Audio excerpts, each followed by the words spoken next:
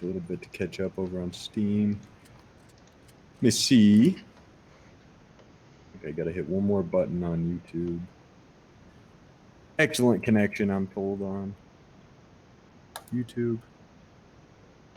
And we should be live on YouTube in just a moment. Game sounds might be a little bit quiet, but I guess chat is gonna tell us. And we are. We're live on YouTube. All righty, there we go. We're using the old passenger sprites, I see. I like it. Hey everybody, this is Arthur here with Joshua. Hello. We're doing kind of an impromptu stream today. You probably have noticed we're on sale for the midweek madness through Steam, and so we figured we'd just fire up a stream and talk some shop. Might as well. It's a good day for it, and yeah, hope some of you guys get some questions answered. And other than that, we'll just kind of be playing. We call it a fireside chat. We just kind of shoot the crap and talk anything game. If you guys have questions about the game, happy to answer them. Ideas, like we talk game mechanics. Last time we were talking about what was that? A tram at a German airport? We talked about all the automated systems, how to move people. Yeah. We talked about the London Heathrow ports. Yeah, that's right. You know, and I was thinking about that conversation, and I was reading a little bit more about it just the other day, because they're going to be adding an underground tunnel. Elon Musk's company is going to dig an underground tunnel under our convention center here in Las Vegas, and I was thinking about that. They're actually planning to have just passenger vehicles, Teslas, that drive up and down the tunnel, which I thought was kind of weird. We were talking about how automated it was the other day, but anyway, basically all of that is to say we'll talk about anything. Hey there, Luca BNC, Phil T, Green Gemini. Thank you guys for joining us. As always, it's kind of free for all. And yeah, we're just going to be playing the game. If there's anything you want to see in game, shout it out. Those of you guys on Steam that don't have the game yet or are considering it, if you have questions, we're all ears. Love to answer any questions for you.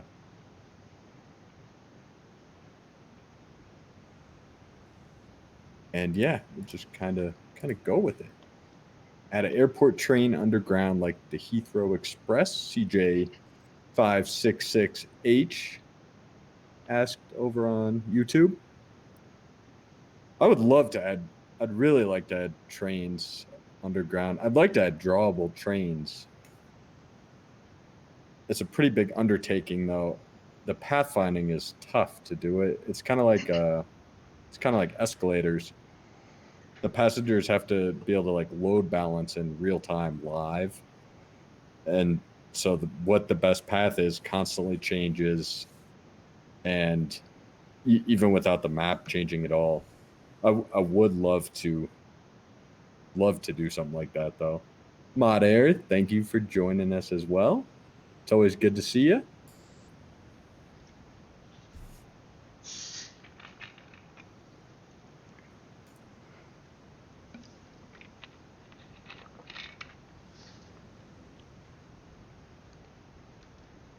If I can get the Steam stream pulled up.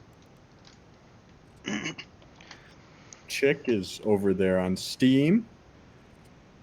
A name that I cannot pronounce is also over here on Steam with us. I'm sorry. I don't even know what the characters are called, though. Quick heads up in between. This airport is the one we even built in last stream, showed off a lot of stuff. And I finally found out. I just built a little security only for flight crew, and I found out what is going wrong with it, why it's not working. And in this case it's the one-way path. The current default patch has the issue that security doesn't show if there's no way out of it. And from this security, the fags couldn't get out, so no one will go in, not even flight crew. Removing the two one-way path thingies should really make it working again, so that the flight crew goes through the dedicated little security. And so then the problem though is what happens if a guy is on his way to security and misses his flight when he's standing in line for security? That's exactly the issue. And usually the security would throw an error, but the error message is not throwing on the current default branch. It's already fixed on Edge, but just didn't get around. So that's why I removed them now. I didn't figure out why it wasn't working last time. So I removed them now, and I guess we're gonna see some flight crew going through this little security. Gotcha. That makes sense. Green Gemini asks, would that be the same for having more than one drop-off pickup area? So doing it for pickups is pretty trivial. The drop-off's a little bit tougher. The problem with drop-offs is we have to pre-compute. I talked about this a little bit on the prior stream, but we have to pre-compute which drop-off zone is the best zone for that passenger. And really we can cache that per flight because it's generally going to be the same for each flight, or at least it might be slightly different one for a flight crew versus, or even a first class passenger, but we could pre-compute that. The problem then is what happens if the bus going to that drop-off zone doesn't have enough capacity? At what point is it okay for the passenger to go get dropped off at the suboptimal drop-off zone if he can still, if that's the only option that gets him there on time? And that's difficult to ascertain. Is it the only option that still gets him there on time? It's doable. That's the passenger side of the issue. The second side of the issue then is, how did the buses know? And we had been working on this. We had like a whole bus route editor, and honestly, I don't know. I'm not as big a fan as I was at the time of it. The bus routes, it was similar to janitor patrols, and we've had a little bit of mixed reaction from that. I think they're pretty intuitive, personally. I think it's better than Prison Architect's scheduling system, but I know there was a ton of confusion with that system too, so it's a little tough to say. Jazzed over on Steam, and I'm seeing in Steam, works on one of the Steam pages, not the other. But Jazzed on Steam asked, LV Game Dev, Louis Vuitton game development? We're not that high end. I'm sure my wife wishes we were, but we are not. It is Las Vegas game development. And it's really just because not very creative. So it just kind of went with something generic. Twitch. Make sure I got Twitch pulled up. I always forget Twitch. I've got Twitch up, and there's one question right now. I guess there's an update right now, and we can say there's one coming in the future. Yeah, but not today. No, there's not. We're not going to be deploying a new default update today. We do have there's about, I was surprised, there's more commits in the current cycle than I kind of thought, but we've got a good number of bug fixes on Edge right now, and then there's also remote gates is on Edge, which is a pretty big deal. It's not quite ready though. We're still getting some intermittent reports. It's getting close. I know, Joshua, you've been working on that I a think I've ton. got everything today. I had deploy ready twice, but each time I went ahead and tested it myself and found new issues. But I think I've got everything now figured out. Yeah, famous last words in this industry. That's just, I mean, that's how it goes. But yeah, in any case, I mean, we're working on it. The remote gates is getting close to being default worthy, but we've got some other stuff in progress too that we want to get into this cycle. So don't want to. We really try to avoid giving timelines, and then towards the end of the cycle, I always give a timeline, and we miss it. Um, I'm trying to get better about that, not trying to stuff as much in, but I'm probably failing at that too. But yeah, if you do want to check out the latest and greatest, you can always jump on the Edge branch. Even right now, there's a lot. Like I said, there's remote gates are available on the Edge branch today. Anybody can play on the Edge branch. It's it's open to the public and it's very easy to switch. You can switch back and forth anytime. So if if you don't like what you see in there, you can switch back. You just can't bring a save with you from Edge back to default, but you can bring a save from default to Edge. But you could just make a second copy of any save, and you can jump back and forth anytime you want, pretty much. Um, Caution on Edge, though, you're gonna encounter some bugs. I mean, we try to push stuff to Edge pretty quick, and so I mean that's kind of the price you pay. You also get it's a good opportunity for you to give us feedback directly. Like as soon as the feature was completed, we get it out there. You can tell us why it stinks or why it's great, and help us kind of mold it into being what we want to end up with at the end of the cycle. Mr. Dino 2. Yeah, usually we do. Today we're doing the stream mainly today because the game is on sale. Steam was gracious enough to put us in the midweek madness, which is like seriously the best opportunity you'll probably have to pick the game up before we transition to full release. It's 50% off right now, so we figured it'd be a good day for it. I just kind of want to jump on, and yeah, I don't know, maybe I'm starting to enjoy the streaming stuff a little bit more than I should even. Mr. Dino 2, though, what language? So it's written in C sharp. We use Unity for better or worse. That Unity is really, it's great. There are some issues with Unity. Turns out most of the stuff Unity gives you for free, they say, like all the benefits. For the most part, they're really slow. And so, for instance, like all rendering, we pretty much had to write from scratch.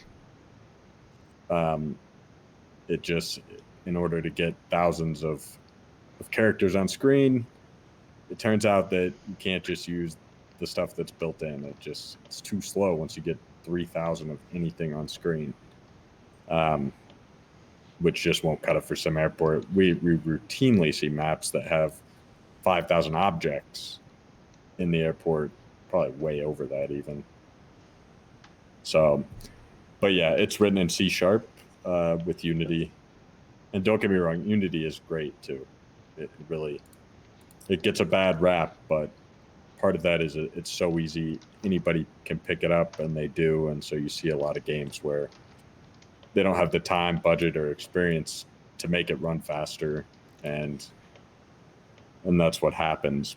Um, Luckily, we've been graced with the ability to work on that a significant amount through support from you guys, and it shows. I mean, the game has become like 100 times faster over the past 12 months. It's ridiculously faster. Jazz seems to think we are Louis Vuitton. I can go with it. If you want us to be Louis Vuitton game dev, I you know, we can try. Can certainly give it our best effort.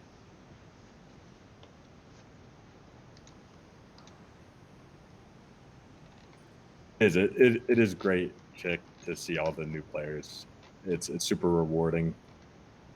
You know, the reviews aren't always the most favorable thing to read. I probably shouldn't start my mornings reading them, but it's great. And the thing we keep in mind, or I try to tell myself, Joshua tries to tell me even how, is, I mean, there's a ton of players that aren't the vocal crew that are having a good time. And that's really what we're here for. The game's not going to make everybody happy, but it's awesome to see so many new people picking it up. Really cool. Ooh, I'm falling behind on YouTube. Let's see.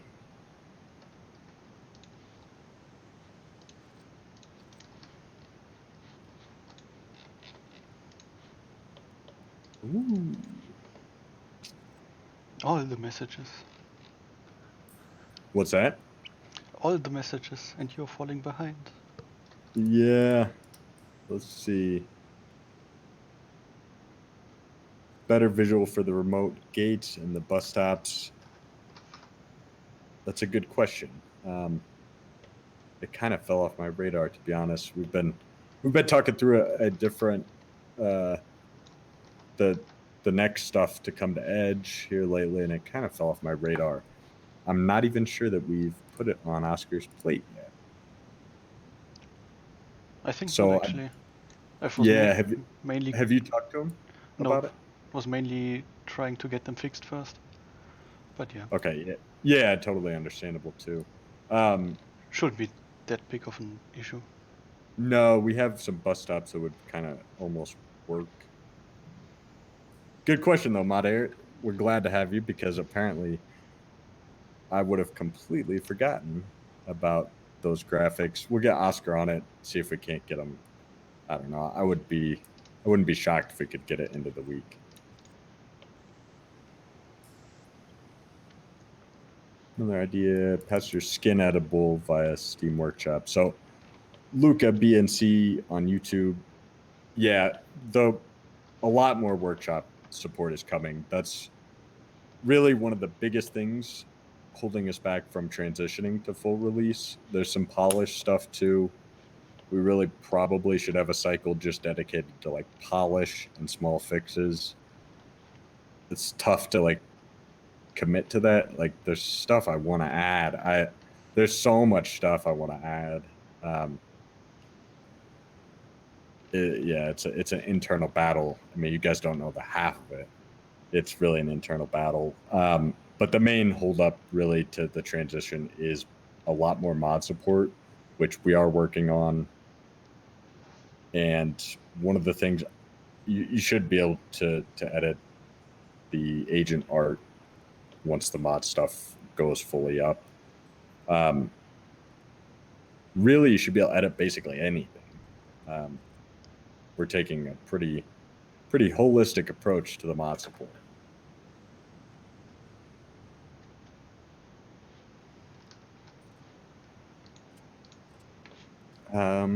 Mod air reception zone for first class lounges.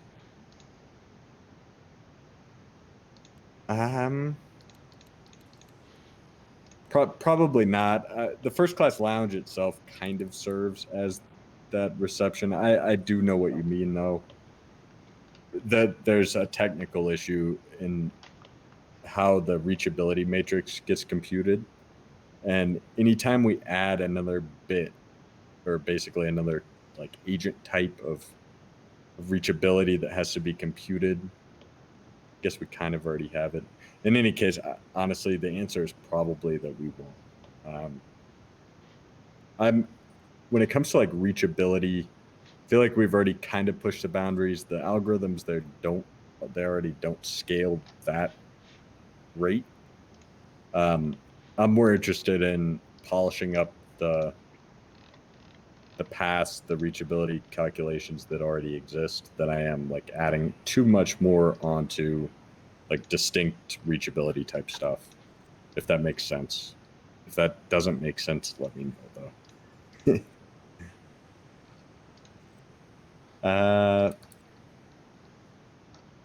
Muku Baguette. It'd be cool if you could build a bridge on the first or second floor so that passengers could cross above. Yeah, this has been requested and it's kind of been debated. I think there may be a thread going on over on the Steam Ideas Forum about this. It's some people are kind of against it because it's not the most realistic. I'm not overly against it, but like maybe I'm convoluted. You guys may think I'm stupid, but I like the logic. Almost, I don't want to say puzzle stuff. I don't like puzzle games, really. I like logic type games. I would personally like it to like require structural strength. Like you could only go X many tiles before you had to get a cross beam in there or something like that. That I mean, that's on my like never gonna happen type wish list probably. Um, that's where my mind goes with it. I'm not opposed to doing bridges. It would be pretty easy. I think last cycle there was even a bug that allowed you to be able to build bridges using the clone tool. Is that right? I think there was one with the auto foundation, but it was only up to one block out, one cell out, so Yeah. wasn't that much. In theory, you could probably demolish and keep building. I don't know. I feel like we saw one save that somebody did have a bridge.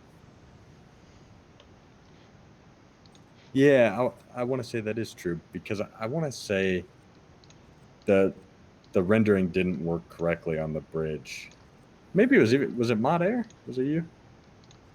Remember somebody had a bridge set up. Anyway, not opposed to it at all. Um, it's not like real high on my personal list for some reason. I don't know. I don't think it adds that much value. Um, it's also pretty trivial to add though.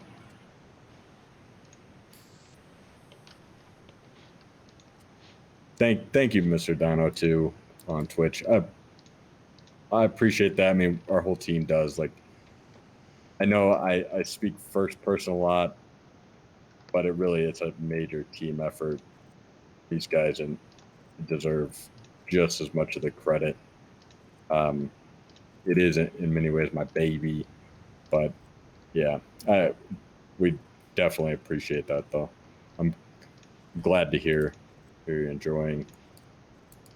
Same thing, man child OW. You bought the game a while ago, didn't really get into it, noticed the massive update, came back to it recently, and you're loving it. It's over on Twitch. Yeah, thank you. Yeah, in hindsight, I mean, when we released the game, I I mean, it was such a mix of emotion. It was incredible. I'll probably never forget it. Um,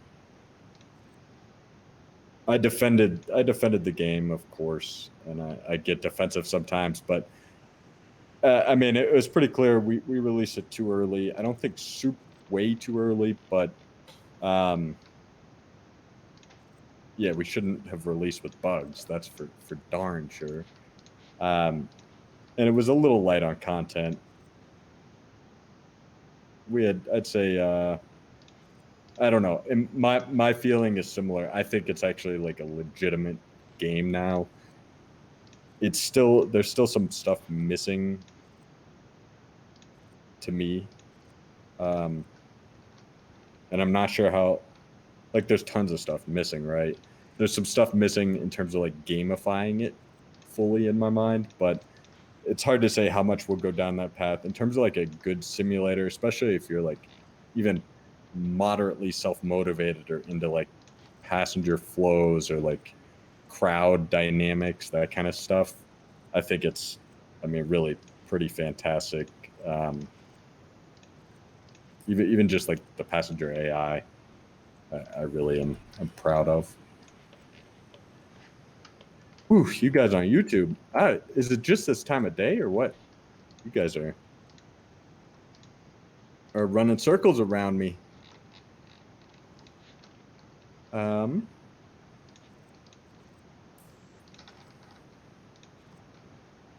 Roger Helmus.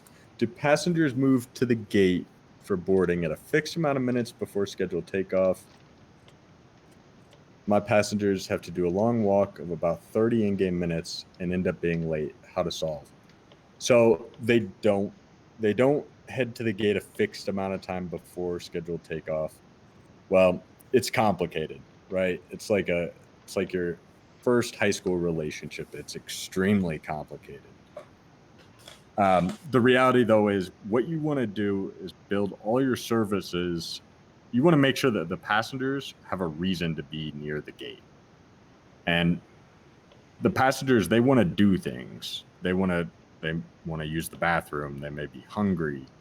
They may want to sit down or throw away their trash. They may want to check the flight status. All these things, right? All their needs. They're going to need to do them. Not all of them, but some of them. And it's going to vary with time, and what they do is going to change it and affect it. If they eat stuff, they're more likely to have trash, more likely to use the bathroom, etc. The key is that the passengers always prefer to take care of their needs near their gate. So what you want to do is basically make sure that they can satisfy themselves nearby their gate. And what you'll find is if you can kind of suck them into their gate by having services relatively near the gate. And then you either need, if you got a really big airport, you may want to use moving walkways to go from a kind of a hub and spoke style design to funnel the passengers right back to their gate quickly from like a food court or something along those lines. But it really comes down to, you want to make sure you've got the services near the gates or relatively near. The other big thing is make sure that the passengers have enough information. The passengers are, when their information need is well satisfied, they'll be more timely. And if the information need is critically low, they're going to try to like best case, they'll try to time it, and that'll result in missing a lot of flights. It takes a little bit of like watching to figure out to get really good optimal flows. And then as you add more flights and more services, I mean, you got to keep watching.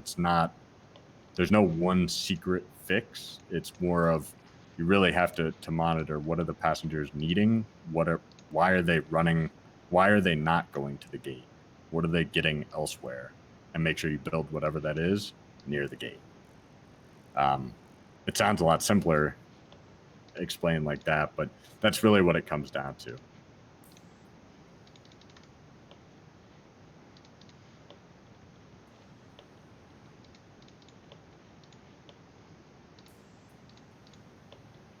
Hello there, Adine K.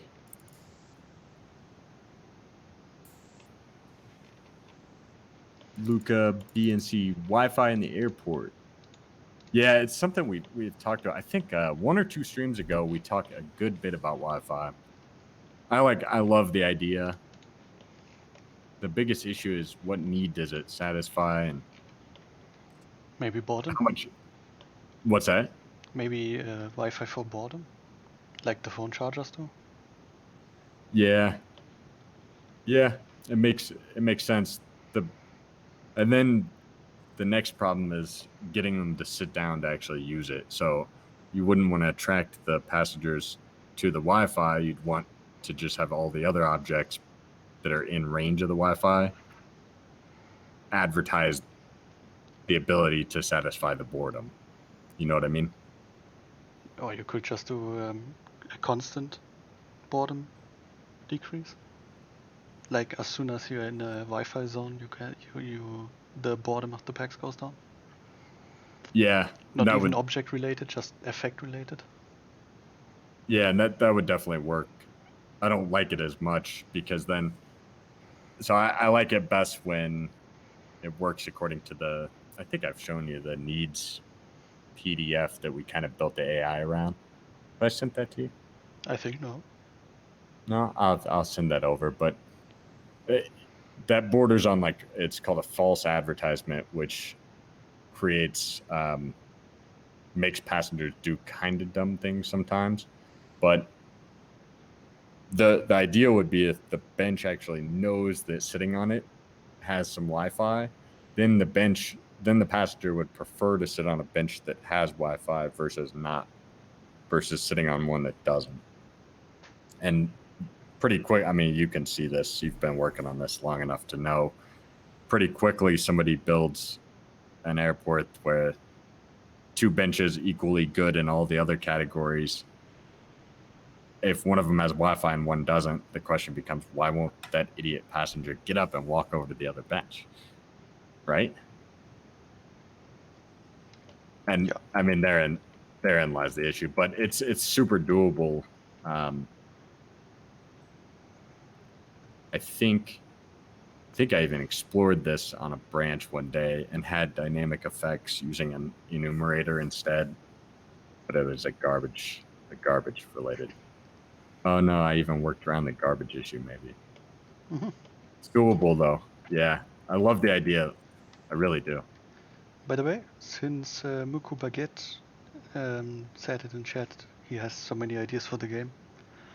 Just wanted to refer you guys. If we don't talk about it today, we got the specific forum, subforum on Steam for IDs and feature requests. That is pretty much active. We are looking through that, and many of the community look through it. With some really great discussions on some features in there as well. So if we can Yeah, cover them today or in another stream, you can be sure to post it there. yeah, and even if we do cover it today, post it in there still. I've said this before, but it's much easier to implement stuff when all the details. I mean, that's the hard part about these features.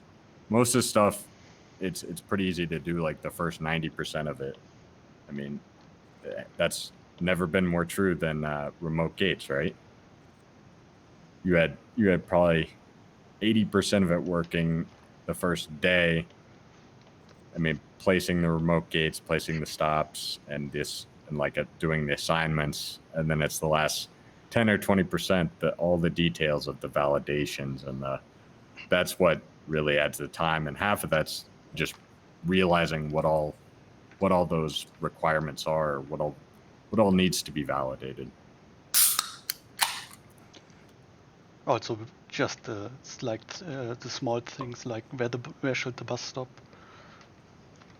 I hinted on Yeah, at the end of the gate with the graphics, and I think that might have um, made some people think about it twice. I don't know. I changed it. We changed it over to the bus more naturally, or like more in real life, parking beside the gate, beside the plane.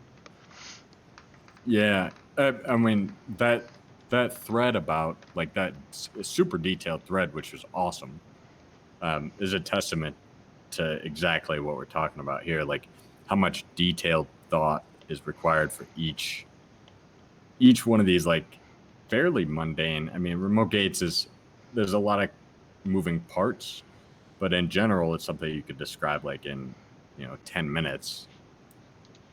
And I mean, so much little detail and decision making goes into like every little piece of it. Um, so yeah, all that's a long-winded way of saying um, it is much easier to implement a feature if there's already been a detailed discussion. So we really do. We encourage you to post on that forum. And I've said this before. I'm like a little kid. I love posts with pictures. I know that I think a couple of the guys here have been known to post some pretty picture oriented detail. in some idea posts in the past. But yeah, I mean, we love that stuff. It's super helpful. Let's see. Green Gemini, any plans for other games? It's a good question. We're pretty focused on getting this one out the door at this point. We're gonna keep supporting SimAirport for it kind of depends on how release goes, but my goal at this point, my minimum goal is basically to have at least one full-time developer working on SimAirport for the next year after release, so that we're still adding content, fixing bugs, handling, and I'm sure you guys know, I've got a list pretty long of things that I really want added. That's kind of the plan overall. We probably will do one more game after this is out the door. It's been an internal battle.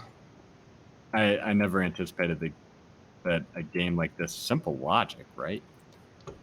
I didn't think SimAirport would take quite so much emotional fortitude. And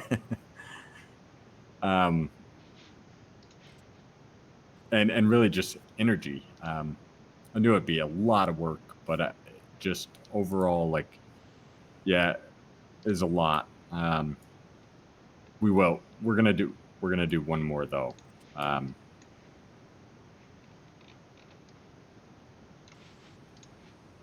But yeah, right now the focus is really on getting this one finished. We have given it a little bit of thought though.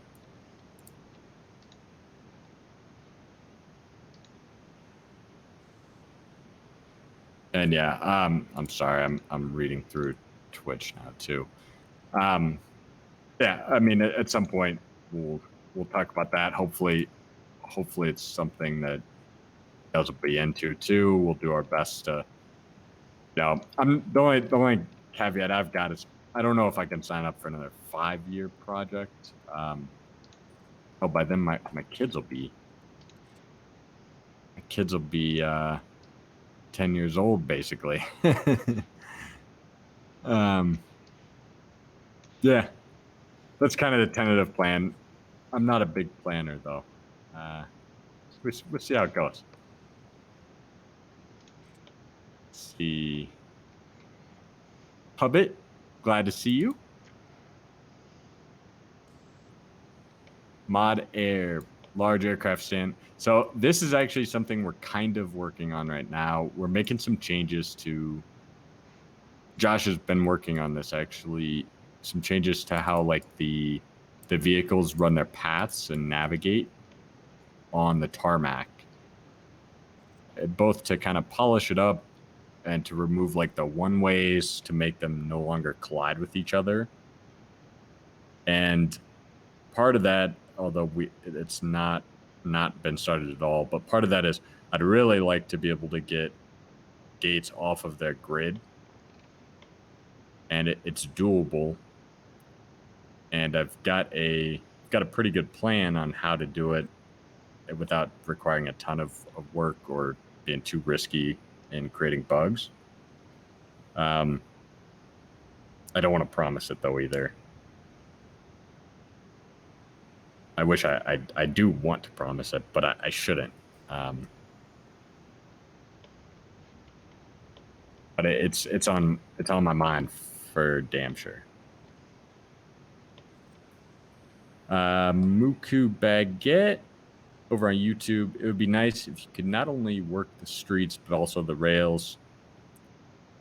Yeah, we talked about this a while back. I'd love to do that too. The problem there is mainly drawing and how big it is. Right now the graphics only really work if it goes vertical. It would be, it's kind of a can of worms. I think it would be very cool too though. But yeah, that's another great one. If you make a post on that and can talk out all like how to solve all the problems, implementing it becomes a lot easier. Yeah. Let's see. Check over on Steam. How many developers do you guys have now? So we have 3 developers: Michael, Asha, myself. That said, I've been taking it pretty easy the last couple of weeks, really. Still kind of managing everything and overseeing and reviewing code. I haven't been writing a ton of code myself. I've been doing a little bit of tinkering. But honestly, I've been playing with my kids a good bit. I'm very proud of this too, although it didn't work just a minute ago. I put up yesterday an automated, so I've got these cheap sunshades, like 6-foot roller shades that you have to twist them for like 30 minutes to put them up and down. I bought a motor for like $40, and I used a hacksaw to cut the thing open, and I mounted this motor in there with the remote, and it was glorious. Yesterday and today I can open and close it without even having to get up. Of course, today I tried to roll it up about an hour ago, and it didn't work, but I'm gonna have to debug that this evening, apparently. You're gonna go ahead and debug it. There's literally a bug inside. Probably. I don't know. I don't know how it can work. It the motor did spin up. I don't know if it lost grip or what. Yeah, like I said, there's probably gonna be a bug inside it. Yeah. Literally. Ugh. Yeah, software bugs are easier. Mr. Dino 2 on Twitch. Do you guys use shortest path algorithm like A-star? Yeah, for builders are running basically A-star. They run some reachability queries first on, like, it's kind of abstracted hierarchical approach to figure out if the path is even going to be able to be returned. If it's not, then they run kind of a naive A-star with very low cost to traverse like walls and stuff. Otherwise, what ends up happening is they would search the entire map, every cell, to try to find the shortest path, only to find no path like that existed. There's a number of variants of A-star in the game. I think there's about 4 or 5 of essentially A-star. But yeah, in general, the game is like, there's a ton of graphs and graph algorithms. That's like what's at the core foundation. Most of the stuff is built on graph/path algorithms. Quick one in between, Yeah. since it's asked on YouTube. Why are the character models for us different than for someone else just downloading the game? That is because we have 2 different versions. These are the legacy sprites, the old one, which some people prefer, some people don't. And you can switch between them in gameplay, use legacy sprites. I've got them enabled currently, and by default it's disabled. Yeah, you can switch back and forth between them anytime you want. It's funny. It was probably the most polarizing thing, well, apart from some baggage changes like 2 years ago, a year and a half ago. It was incredibly polarizing when we put in the new passenger sprites. There's like, I mean, we took a survey. It's something like 55% of people love the new sprites. And then about 45% of people absolutely hate them. It's incredible. It's like such a polarizing thing. I've heard from numerous people that they bought the game because of the new sprites. They really like them. And then, yeah, a lot of people just really don't like them. They probably don't fit in as well. And I've read at least a few reviews today that similarly people really disliked them. And so what we did is we went back and we added the ability to switch between them. It can't always make everybody happy, but in this case, it was easier to do than most others, and we just added the option. It's under settings in the gameplay tab. It should probably be in graphics, but it's in gameplay.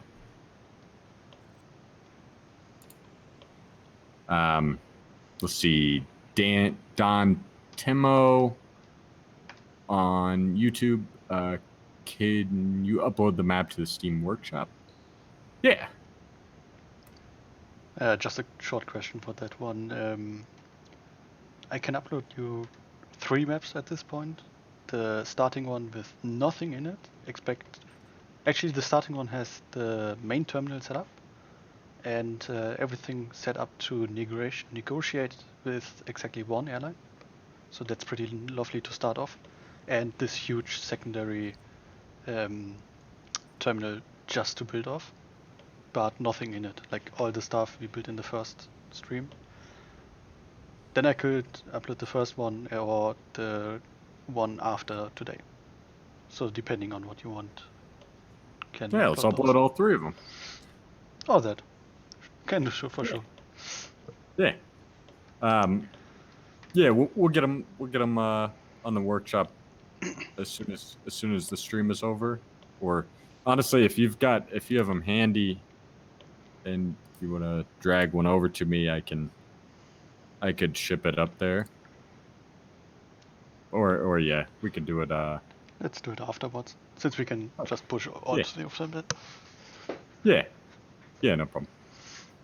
But yeah, Don, no problem at all. We'll get it uploaded to the workshop. We'll post a link in this video description to it on the workshop, just as once we're finished streaming.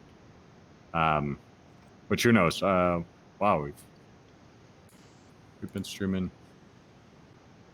I don't know how long so far, but yeah, I don't know how long we'll stream either. So, but we'll get it up there for you as soon as we wrap up.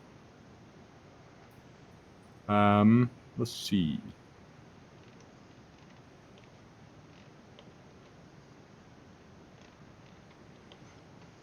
Pushback Trucks.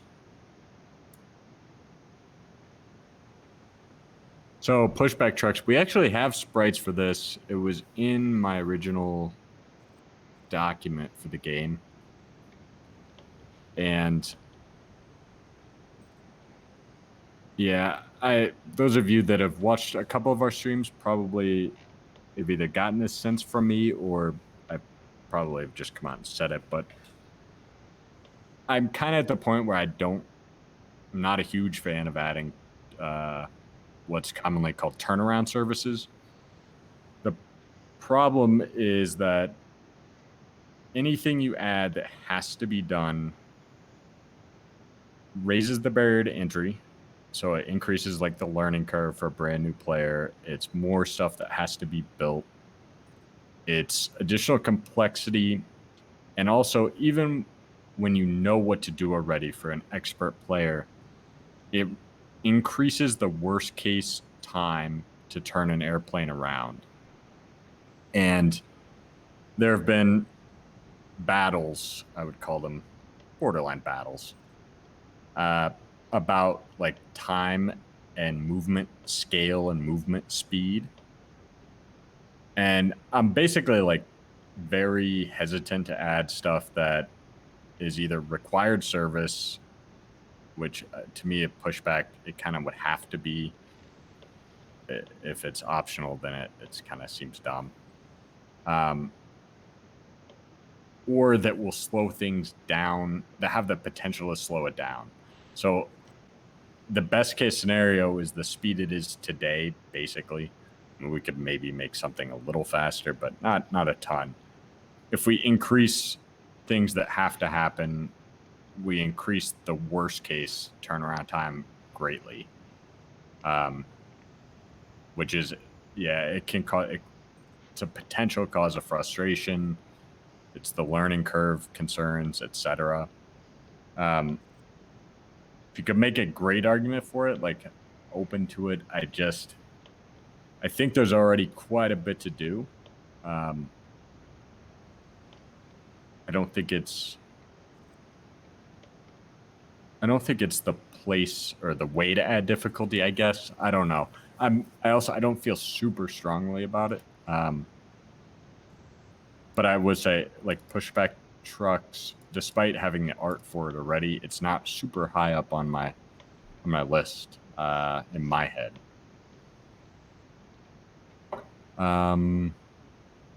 Andrew Josen, what about elevators? I think I just wrote a post on this. Did I? Am I dreaming this? I think I wrote a post about it on the Steam forum just the other day. I don't feel like they add a ton of value. It almost would require us to add like families with strollers or handicapped passengers in wheelchairs or something like that. The only current real good use for it would be the golf carts. Otherwise, I feel like it's a feature that's kind of almost in search of a problem. And it's not like we've never added those before. We certainly have. But yeah, it's kind of in that bucket in my head. You could make a great argument for it. And yeah, I mean, totally open to it, like anything else. But yeah, in my head, it's not a ton of. It's just not an amazing value. I think some of the best value right now is road stuff. And yeah, really, there's some outdoor road stuff I want to get done. And then the mods. I really want to open this up to mods. I think that there's a lot of you guys that will want to or are able to create cool stuff. I also think there's a lot of silent, non-vocal people that would be interested in doing that we'd end up with some pretty cool stuff. I basically want to make it so you can write your own code to do pretty much anything. And we're making progress on that. It's been a little slow going here lately, doing a lot of bug fixing, and also just been some miscellaneous stuff coming up that needs either looked at or fixed. And then also the vehicle stuff Josh has been working on. But yeah, that's kind of the gist. Mr. Dino 2 on Twitch. Oh wow, that's cool to know some of the CS theory implemented in practice. Yeah, it's actually it's funny. It is. This project, I have read more academic white papers than I had my entire life. And I also got to tell you, we've implemented a ton of algorithms direct from white papers. I mean, like spec implementations. I'm not sure that there has been a single one that just works out of the box the way it's written up to work. I mean, they're immensely helpful, but I kind of find it funny how much of it requires a lot of trial and error. Even when the algorithm itself is spot on, the integration of the algorithm is rarely straightforward. It's also really fun. I love solving those kind of problems. Got to be careful. You can invest 3 weeks in a graph algorithm and end up with something that's conceptually or theoretically way faster, and in practice it ends up being 10 times slower. True story.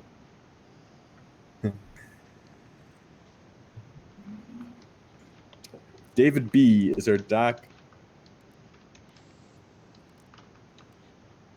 There is the Trello board. The Trello is a great place to look. Also, really, the Steam news posts. I mean, it gets a little verbose, but if you look at the last 4 like patch notes posts, you should get a pretty good idea of what's going on, and you can just kind of skim through the top parts and see the headlines, and you should get a pretty good feel for what the major stuff is. Guest 4476 36363. Yeah, I don't know how long the stream will be. That was over on YouTube.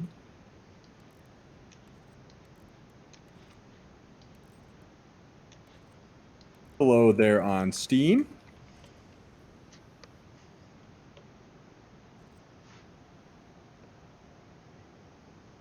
For those of you on Steam, you've got myself. My name is Arthur. I'm here with Joshua. We're 2 devs working on SimAirport. And we're having just a fireside chat today, talking SimAirport and life, code, and ideas, really anything.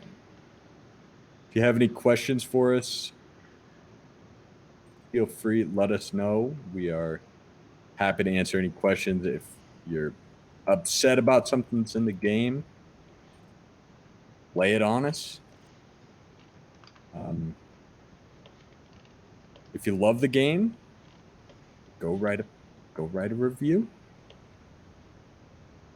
And if you're on the fence, if you have questions, let us know. We've got a playthrough Josh's airport going on right now. We're gonna post the save on Steam on the workshop later on. But yeah, really, it's kind of open forum. Ask away. You're not gonna hurt our feelings. Probably. I wore my thick skin today. I tried to. See.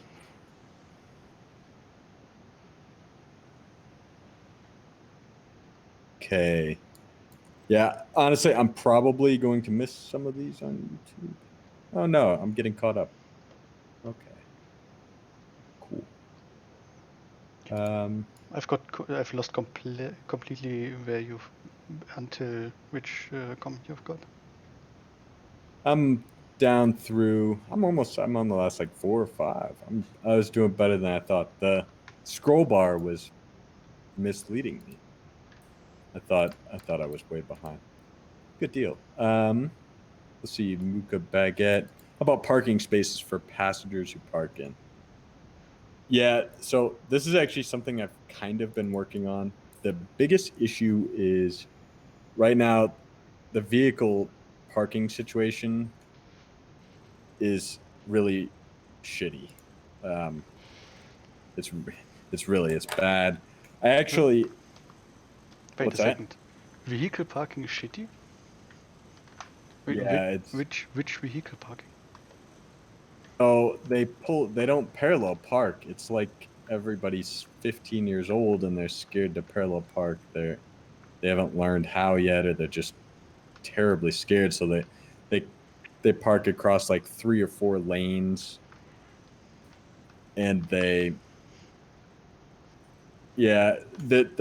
performance issues with it too. Like right now, it's always a repath. It basically, to figure out if there's traffic or not, it spams repaths when it gets stuck in traffic. Like literally, that's what it does.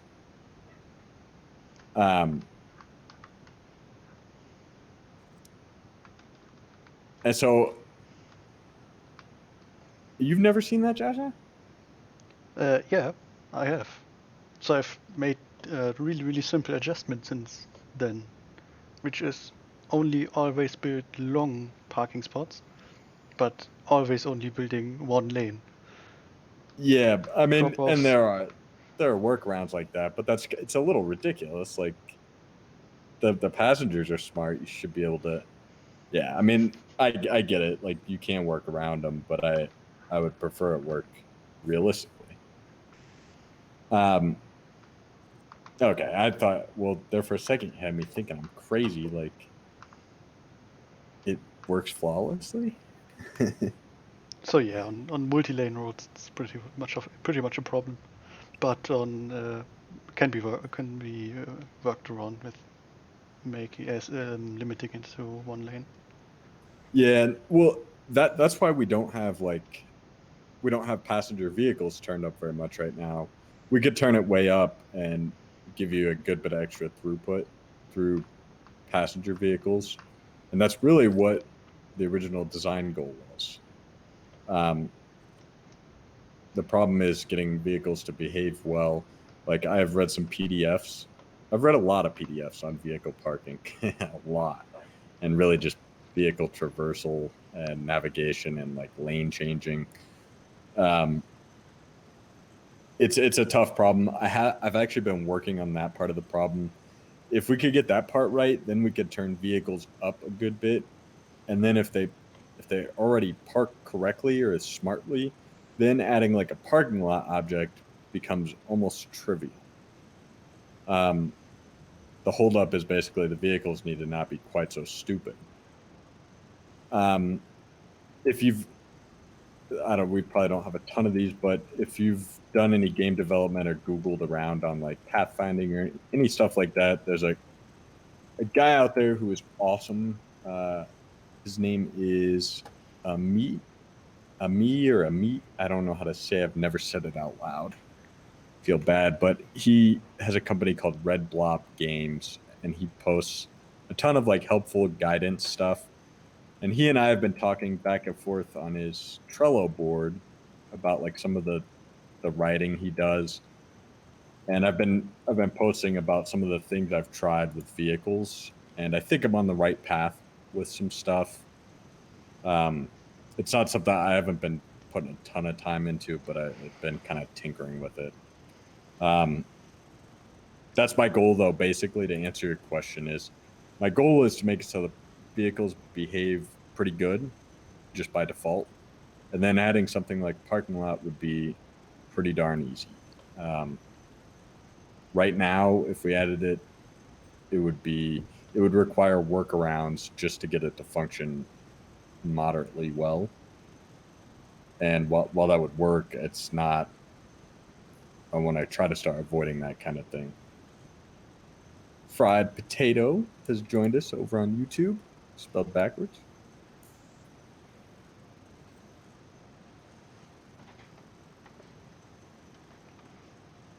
Um,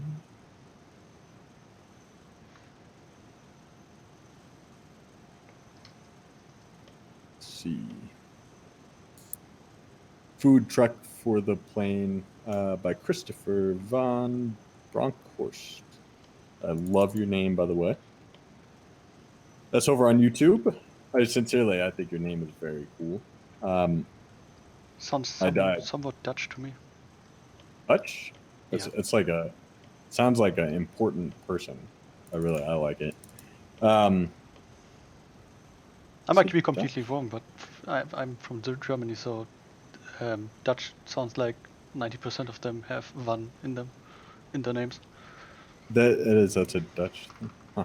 I would my first guess. I'm ignorant about the world. I guess my first guess would have been German, but because you're because you're German, I knew it wasn't when you didn't know. Now that would be with an O, but it's pretty much the same thing. Oh, I didn't even like think about that. Huh. Um.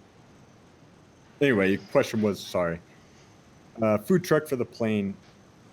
Yeah, I feel similarly about that. It's a turnaround service, totally open to it. I'm a little more open to that, like food truck catering type thing, because it would be optional. Um, really, yeah, I mean, it almost seems like a no brainer in that case. Um, yeah. Let's see. Guest 4476 on YouTube. You should add the ability to add a cargo terminal for cargo planes. Yeah, cargo is something I'd really like to do. It's largely just the baggage system with cargo specific airlines and some much better like basically bag or parcel accounting / reporting, and then making the airlines care about the cargo. I don't think we'll probably get to that before we release. It is something that I would like to see, though. I think it'd be cool. I don't think it'd be super difficult. But if you've been listening very long, there's a lot of things on my list that are kind of fit that criteria. Yeah, it is. It's so tough to game like this. Like, there's so much stuff I'd love to add. It's a balance, As a load over on Steam, why don't you do a 3D game? Um, when we get this one out the door, we might. I would love to. I mean, nothing I'd love more than do 3D. I got concerns about it, of course. Performance mainly. If we could make it perform well, then I'd be all for it. I mean, I look at games like what's 2 Point Hospital. I mean, they're gorgeous. It is just gorgeous, and I promise you guys, like I want that level of gorgeousness out of SimAirport. Yeah, I mean, I'm not overly artistically inclined, like visually. I wish I was better. I do think it would be much easier to make a great looking 3D game. I think it would be harder, more work. It would require probably a little bit bigger budget. The question in my mind is just more technical. Is performance? Can you overcome performance? And I don't know. I really don't get time to play video games these days. But 2 Point Hospital, how many people do you see on the map at one time, and how is the performance? Were they able to solve it, or any similar game? City Skylines. Skylines, City Skylines but is you the don't. most madness one. But they're not doing agent-based simulation. Not for all agents. And Well, they're limited doing for the like, ones they do. yeah, and what you see is a visual representation of. It's basically Excel driven with visual representation of the mean. It's not actually. The ones that are visible in City Skylines are actually completely simulated. They have stuff to do, they have somewhere to live, they work somewhere, go If to a you park somewhere. LOD out though, are they? I thought that they were ephemeral. I'd have to take a look at it, but I think not. I think it's just that not the whole population is always completely simulated. Gotcha. So it's like a sample Yeah. agent based, but sampled. I'm kind of open to that. The problem with that is it changes the outcome of the gameplay. I don't know. I never really got big into Skylines, so I don't know. Maybe it doesn't in that game, or maybe they're doing like hierarchical simulation at like a higher level, so like the higher level stuff doesn't impact the agent level stuff. I'm not sure. I mean, I suppose it's possible. I'm curious how many agents do you see, like 3D agents do you see on screen in Skylines at once? Do you count cars, people in cars in that? No. So it depends really. I'm usually playing with a lot of mods, so for me it's usually lower, but like a couple of thousands just And walking around. it decently, like, are you zoomed out a good bit? It doesn't really matter. So I You think, can see thousands zoomed in pretty tight. well, if you can get thousands on one space, but yeah, without a problem. Sometimes if you build a bus route that only has like one bus, or a train route that only has one train but is highly popular, you get thousands of passengers on one station, and you can see all of them. If there's 1,000 passengers waiting on a bus stop and 1,000 waiting on the other side, you can see all those 2,000 bags. Yeah, so the reason I ask about how tight you're zoomed is what it's a tactic or strategy called. Yeah, you and I've talked about a little bit for doing it. It's kind of a cross between.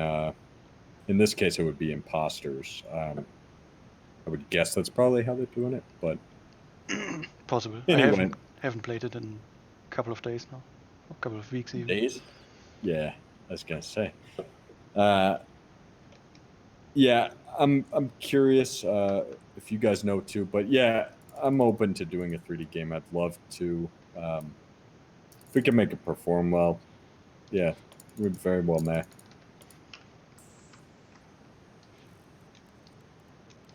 Food truck for the plane. I was just talking about similar question over on YouTube. Bridge also on the other side. Yeah, I think I answered both those. Passenger bridge open to, food truck open to as well. Both would be very good to post on the Steam idea forums.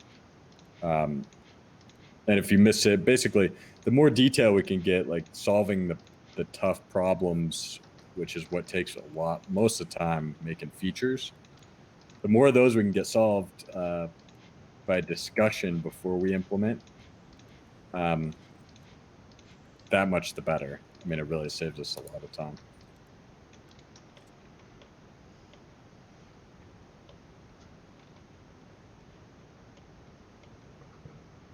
Oh, here's an excellent forum post.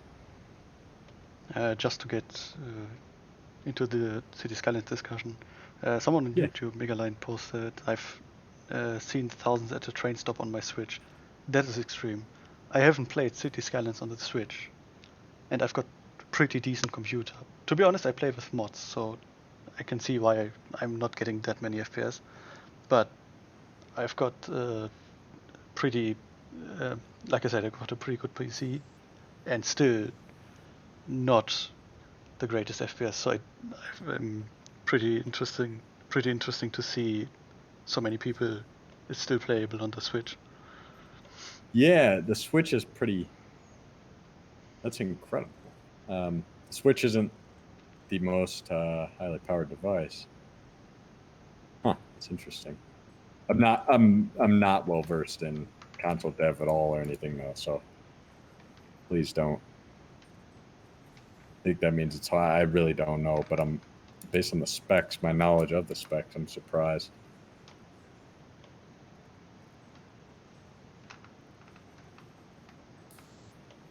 Muku Baguette.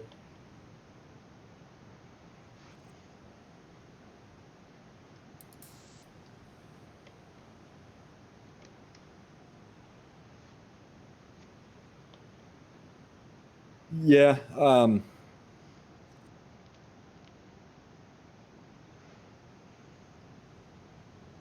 And then what would it be? You would draw the subway station? And you would draw the tracks too. The biggest issue is how do you do that? Well, with drawing at least, is would it be a radius draw, like curve draw, and then we've got curve stuff all of a sudden? It's definitely doable. In fact, at one point, we were playing with spline-based drawing for even roads. I really like the idea of getting something curved onto the map. It was cool. It just, at the end of the day, it's about, is there a road there or not? Can they get to where they need to? Didn't add as much value as I expected. Aesthetically, it did look pretty darn good though. Yeah. Megaline. Yeah, I'm shocked to hear that. I didn't even know that it was available on Switch. Is it semi recent? Some reason I don't feel like I would have heard that. I guess not though. It's out longer. I don't actually know exactly how long, but the physical release was a week ago or so. Oh, it was a physical? Yeah. Could even get it Okay. here in the shops. We saw it already. Okay. Do they support mods? No. Not on consoles, No. no. So it's for someone who's like a traffic engineer or wants to be a traffic engineer like me. Um, that's not a really great. Um, it's not really great playing it on consoles. Yeah. I just pulled up some screenshots too, and The base game let's should be just pretty much the same. So if you're just like city building, it's lovely even on consoles. But traffic well, engineering just now. let's just say they've cut down the polygons just a little bit.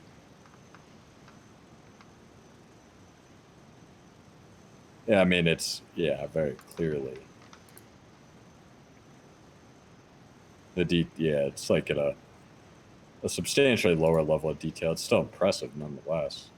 And the level of they do a lot with the level of detail there still is. It's noticeably inferior detail though. From the screenshots.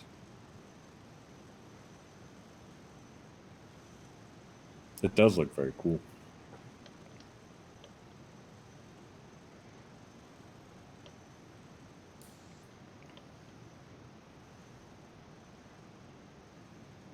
So I see a forum thread here posted by Daxton 16 minutes ago and Scooter33. Early access, free update release. So those of you wondering about this, probably saw it on the store page. So I can't stand this kind of stuff. It's gimmicky. I'm not a big fan of it. But at the end of the day, there's some there are hundreds of games being released on Steam every day, and that's one of the primary ways people find us. That and through word of mouth. And there's these big lists on Steam where you see all these games, one listed after another, and the idea behind adding that there is literally just to make the game stand out. When there's hundreds of other games in a list and hundreds more going to be released tomorrow, that's just kind of what marketing demands you do. Um, I'm not a big fan of it, but at the end of the day, we've got to be able to pay the bills to keep working on the game, and that's just kind of what it takes. I mean, that's just the reality. I don't think it's like immoral. I'm just, frankly, I'd rather be spending time like writing code to do cool stuff than like trying to make something a little bit more clickable. Um, that's it's just more value to me.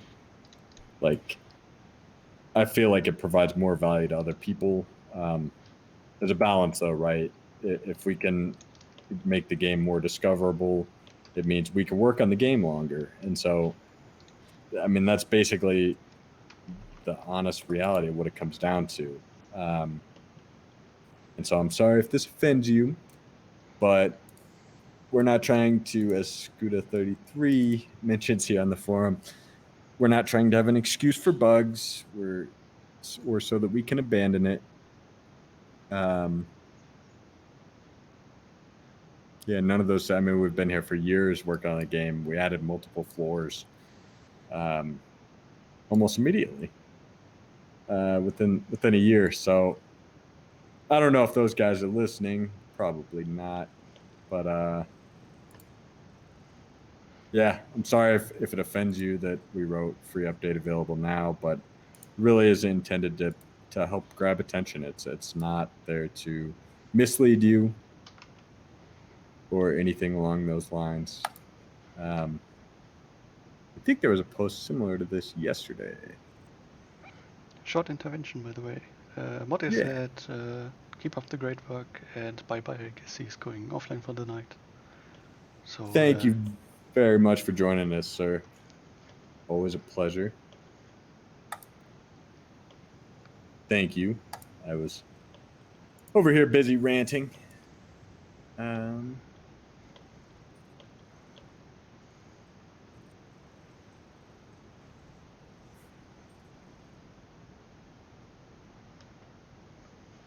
found the other one. There we go.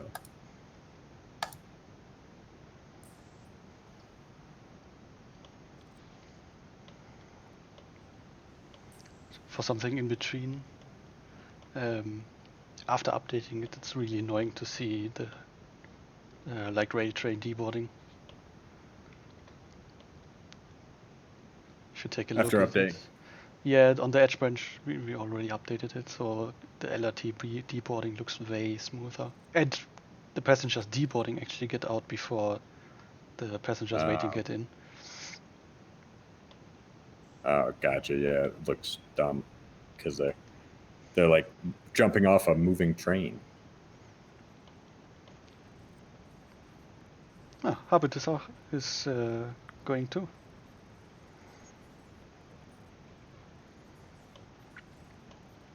So, bye-bye to you too, Habit. See you later, Hubbit. Thank you for joining us. Oh, and I missed your question too. I think I missed one. It was in the back of my head and I got distracted. Anyway, thank you for joining us, Hubbit. As always, a pleasure. Green Gemini. Any thoughts over on YouTube? Any thoughts or talks about how the queues are created? Right now, you have to click and drag, but if you want to go to another direction, you have to unclick and then click and drag again. Can we just click and drag in multiple directions instead of click, release, click, release? Yeah, like, I mean, it should have been done a long time ago. It's so annoying. While reading your comment, by the way, I thought maybe we should spin up some Roller Coaster Tycoon and take a look at the queuing there. Yeah, isn't it pretty much what he described? Yeah, it's been years. pretty similar. I don't exactly know how it's done in Roller Coaster Tycoon, but I know it's pretty easy and easy to get. So maybe we should take some inspiration of that. It's a lovely game. Yeah, I've heard. In fact, I watched a video on it on Planet. No, is it Planet Coaster? What's the Planet Coaster is the more or less predecessor of Roller Coaster Tycoon, but like the 3D version and the highly detailed. And I know you mean the other one. Parkitect, exactly. Yeah, sorry. That's more like the Roller Coaster Tycoon 2 system, so isometric. Yeah, with new graphics. I actually own that game. Yeah, and the graphics don't look. I think they're beautiful. That's another great looking game. But like from the system, it's pretty much Planet Coaster is more like the 3D, the Roller Coaster Tycoon 3 on highly extended graphics, and Parkitect goes more like the Roller Coaster Tycoon 2 way. And all the and they removed all the management features. Really? From what I read, I haven't actually played it. I have played Parkitect, but not in a couple of years. But they did a damn good job on that game. I'm very impressed just with what I've seen. Yeah, it is. It's a really good looking game. Good night to Muku Baguette too, by the way. Oh yeah, thank you for joining us, Muka. I hope we've not been saying your name wrong either. I'm sorry if we have been, but we appreciate it very much. You're joining us. Hope you're enjoying so far. I'm saying it pretty much in German all the time. I don't even know. Something tells me it's Muku is something you'd say it's a cow would do. I had a friend years ago. His name was Joe Mukini, and we used to call him Muku. That's what I think of when I read it. It was actually spelled very similar.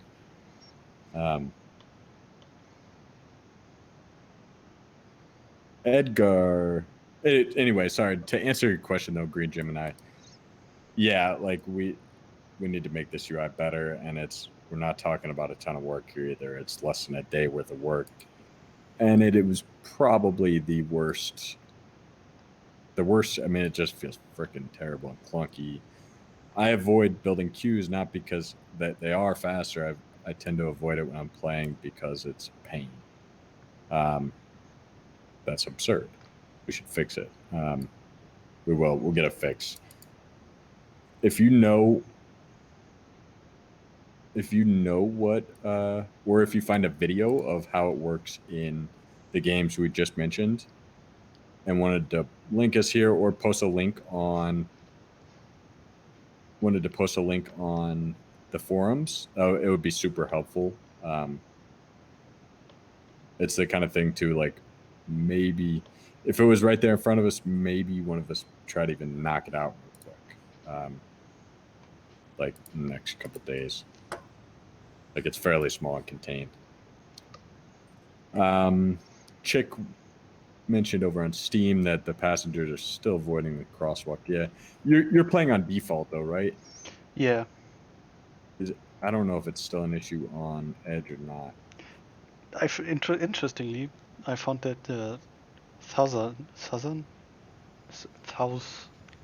not north, the other one. South? Yeah. For some reason, I can't pronounce it at the moment. The bottom crosswalk was perfectly in use, but the northern crosswalk wasn't. The packs would go around it like crazy. So I built an underground tunnel now, because that way you can put a massive amount of digital air displays down.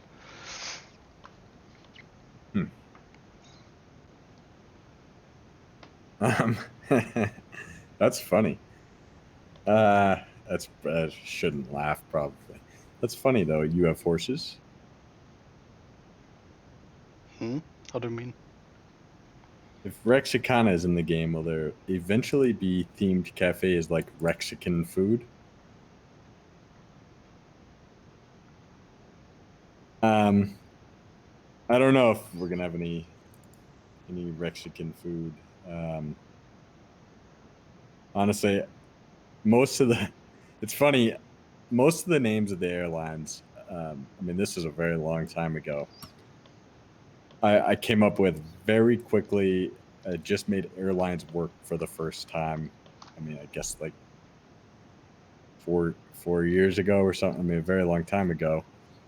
And I wanted some kind of name, and I literally in about 8 minutes came up with all of them, plugged them in, and they weren't intended to be like the permanent names, really. They were just like placeholder or something better than airline 1 through 12. Somehow to this day, the names are the same. We now have liveries designed around them and everything. And they're actually not that bad, shockingly. Like they're pretty solid names. So yeah, it doesn't answer your question, but that's as good an answer as I've got for you. Hopefully it's acceptable.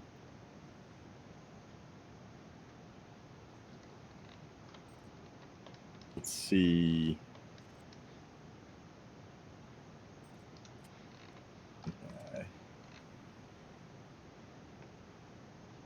Edgar over on YouTube. Glad you enjoy it. I'm sorry if we do bore you. We try not to. But I'm not the most exciting person. Joshua, however, he's got some stories. How many people are working on the game in total? We have 3 developers, which hasn't been the case forever. We had 2 most of the development till the last about year. We've got 3 developers, and we have 1 artist who works whenever we have. I mean, he's not working on the game full time. Well, some months, depends on what we're at in that month.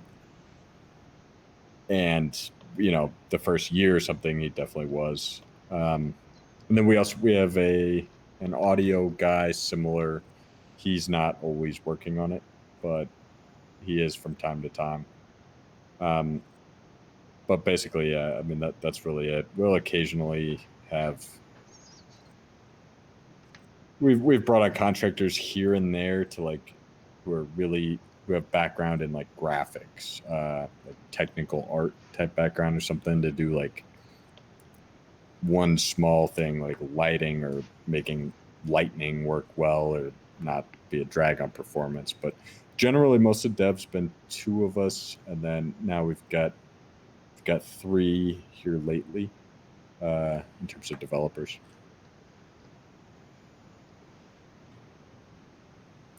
Let's see. Green Gemini. To add on to that, maybe I've missed an update. Multi-select and assigning ticket desks to one queue. And same with so ticket desks can be assigned to one queue already. They have to be within 8, I think it's 8 tiles. That was like a release feature though. You can assign multiple desks to a single queue or multiple queues to a single desk. Or any mixture thereof. There are some restrictions. I They have to think be you're within missing the distance. question a little bit. Oh, I think the question is mainly, could we add a tool to oh, multi-select a bunch of gate agent desks and then assign all of them together to one queue? As in, gotcha. for example, I've got 4 gate agent desks on B4. So if I add a queue now, whoop, I have to assign all 4 of them single-handedly. Like, could we add a tool to just maybe select all of them and then assign to queue?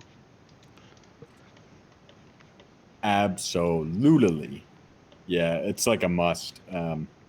It's really the other big issue with queues and the UI. Like I love queues. It's the UI is terrible. It's a pain in the ass. Um, that one, it would be pretty easy to do. The issue is performance. If we can run all the validations, I'm sure we can figure it out. It's just a matter of doing it. Yeah, I'd like to do that as well. I do personally. I feel it's second fiddle to the issue being the drawing of the key. Like to me, that's far and away the biggest problem.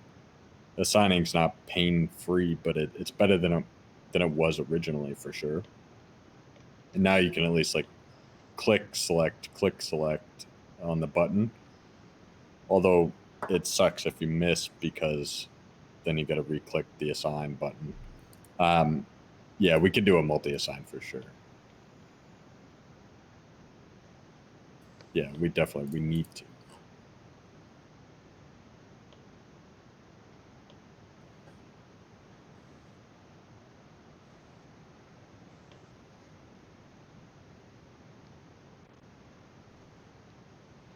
How's their airport coming over there? Pretty good. I'm making money. I haven't actually added more flights today, but I'm making money. I've got a bunch of grants figured out. Just waiting on some. 2 completely done by now. And most of the stuff done. And some stuff here and there. Huge amount of plans pretty much everywhere. Since I had to get environment satisfaction up to 80%. And I think that's pretty much it. Add this underground tunnel since I think it looks better having packs go underground and underneath the road. With bridges you could build it overground over the road, but currently we don't have them, so just do it underground and use it for some profit. Yeah, it is. It's coming together. Just noticed I need some new fuel. But it's And you expensive. get all these areas without good floors. Yeah, to be honest, I've got a lot of space left since the B terminal, the second one, Yeah, and is pretty much Even in not the used at first all. one. The first, I mean, yeah, in the underground section. yeah, it's almost totally empty. Yeah, that's all stuff reserved. So in the left part, it's reserved for baggage handling, since on this part there's a ticketing part, but up here there's no ticketing. It's a kitchen and some stuff built by now.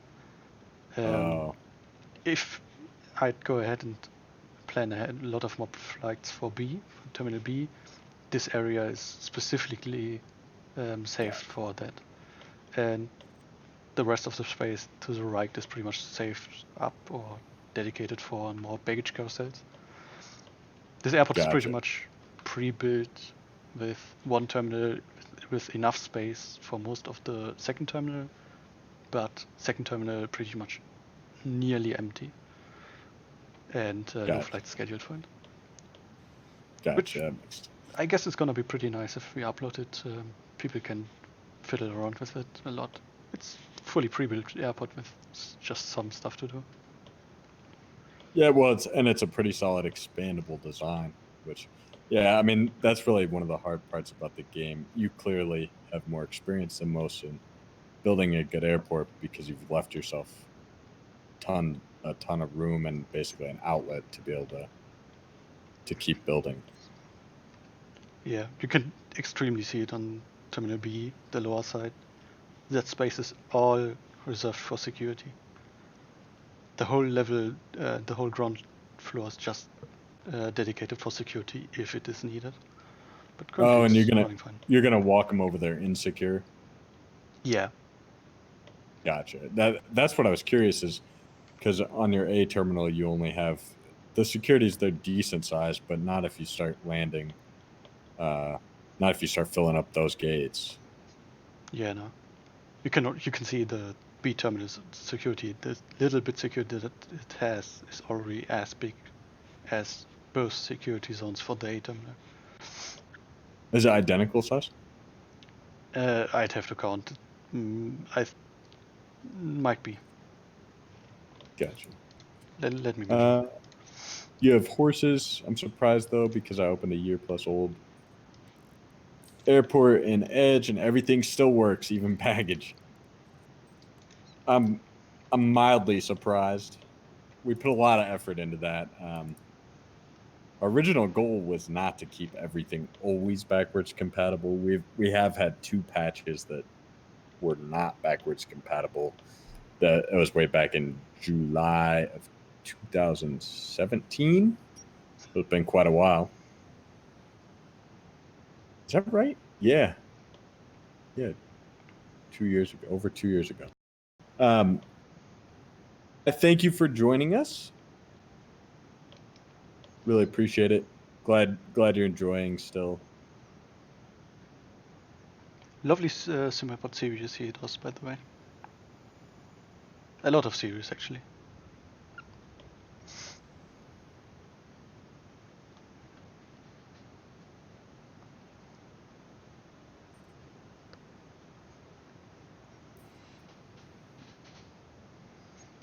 So if anyone wants to watch a coherent Let's Play, instead of us babbling about trying to build an airport. Green Gemini is solid. I've Yeah, not seen it, I'll definitely. admit. Maybe I've stumbled on it. I haven't watched a lot.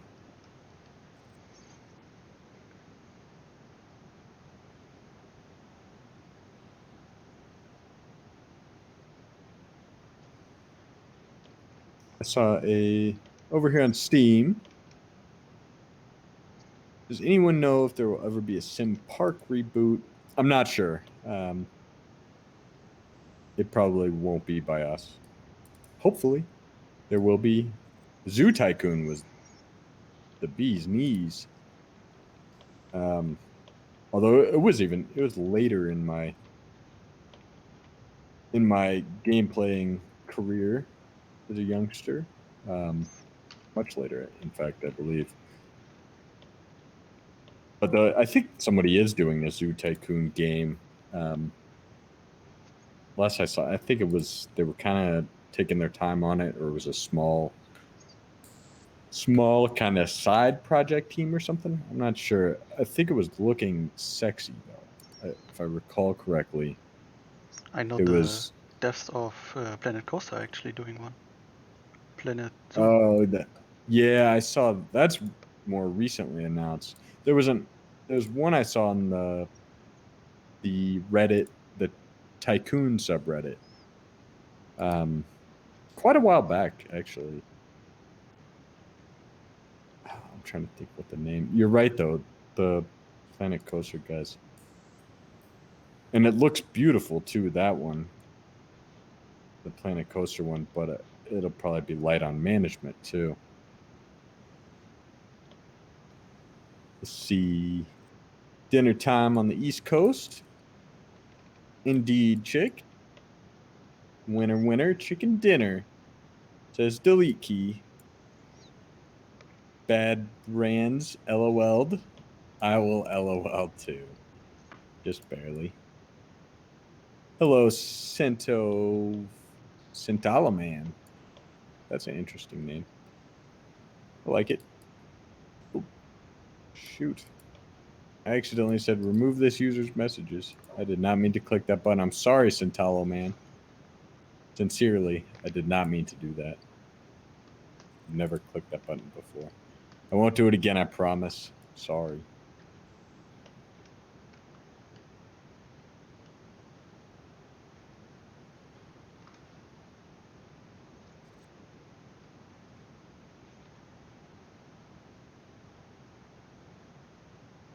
See if those are they going to distribute evenly?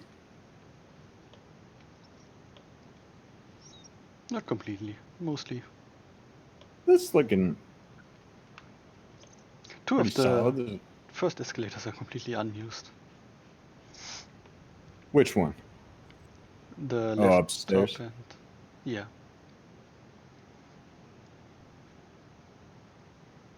Grr. 805 Don Def on Twitch. Mods available to the community. Right now, the only mods you can get. The answer is yes, but the only things moddable so far are airlines and aircraft. We're working on full mods like objects and like agent. Basically, the goal is to give you code access, basically, so you can do anything. Like so much so that you could make a computer virus mod or something. We want to give you full access to make any kind of mod you can. If you look in the workshop, there are over on Steam there are thousands of mods available. You can also share airports. Oh, and there's also scenarios. You can we now have scenario mode, and you can build scenarios, download other players' scenarios, and play them. And I think there are like thousands of airlines and aircraft.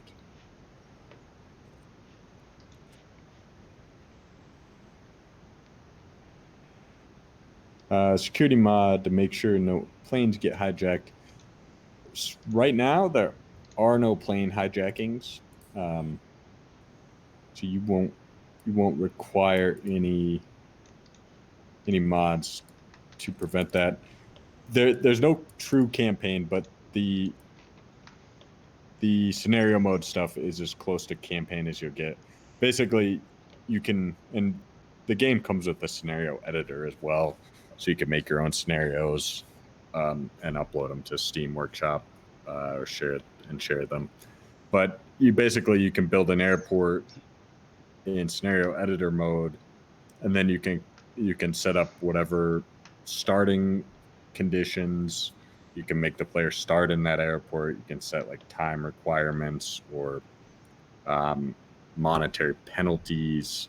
You can do all kinds of stuff like that, and set up. I mean, it's not really a campaign. It is. It's scenario. That's the closest we've got though right now, if that makes sense. Hopefully, I'm answering the right question this time. If not, Joshua will save me. Sounds correct to me. Sweet. Yeah, it looks like there's about 850 airlines and 400 and some custom aircraft available over on the Steam Workshop.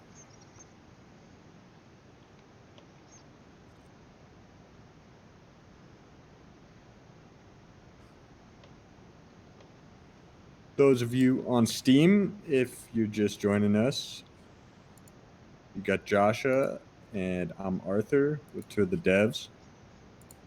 We are just kind of mess around, talking gameplay, talking really anything. If you have questions for us about the game or life or anything, let us know. If you want to see anything about the game, happy to show it to you. If you think the game is awesome, then you did, Dwayne. See, I was talking mainly to you. I just had this feeling that there was somebody new in here. If you're already a longtime player and you love the game and you have not left us a review, now is a very good time to do so. We would certainly appreciate it. We're a small team, and little stuff like that makes a big impact. Our whole goal is to be able to just keep working on the game as long as we can. So the more people that that support us, really, the longer we can keep adding features. Longer my wife will allow me to keep playing games, basically. Well, she says I'm playing, but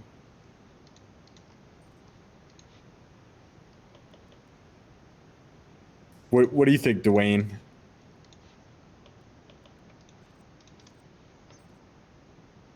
Larry the Cucumber?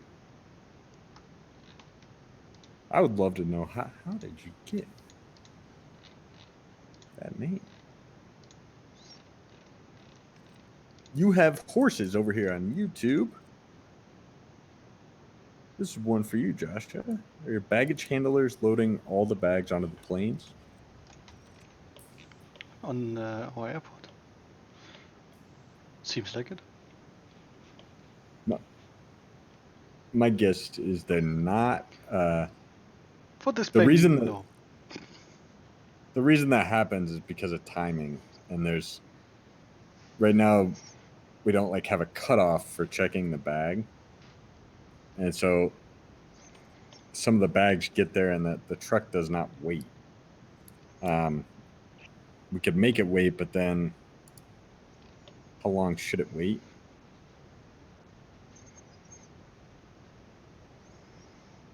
Holy moly. Michael's still awake?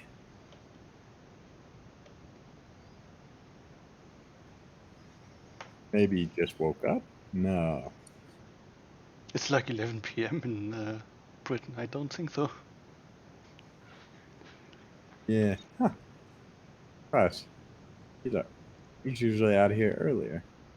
It is. Yeah. For some reason, I thought it was a little later in the day. Well, it's later in the day for mainland Europe. So good morning to everyone on mainland Europe. Matthew P. over on YouTube says it's all about the wife, and Matthew P. knows how it goes.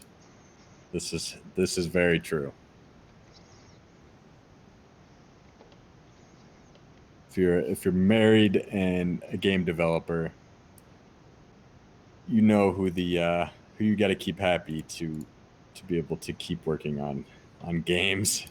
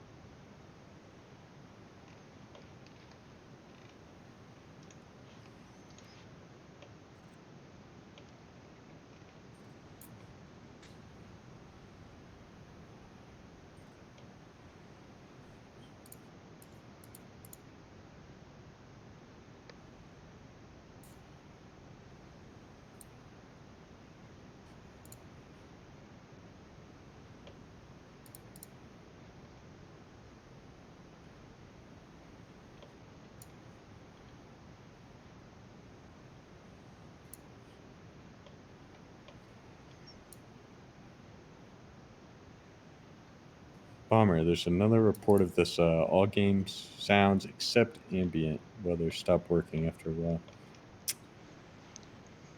To be fair, that might just be me building with the second instance.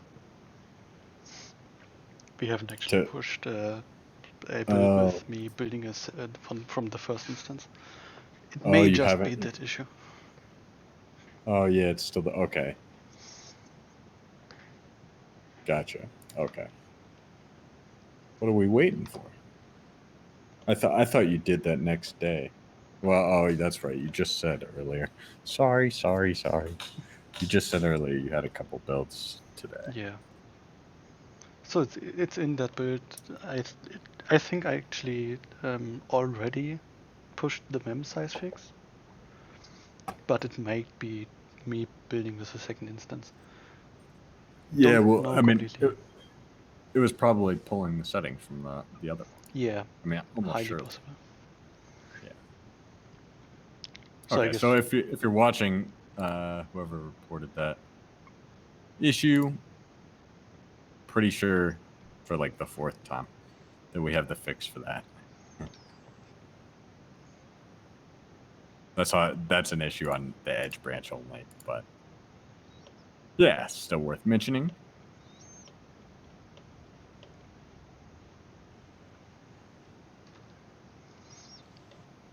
There's a question over on Twitch, by the way. Ooh.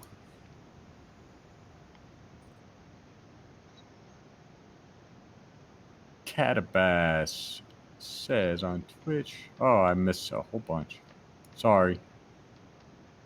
Not a whole bunch. I'm not too bad. Catabass said there was a negative review about the game regarding complexity. Great response by you, by the way. I'm thinking about buying the game. What would you tell someone who might be intimidated before I buy? Well, thank you very much. Appreciate that. I'm not the best at. Sometimes I think I should just keep my mouth shut on reviews, but I can't. There's part of me cannot help it, and it's not even. Yeah, maybe I should just keep my mouth shut. Sometimes it's defensive, but there's a big genuine we want the feedback.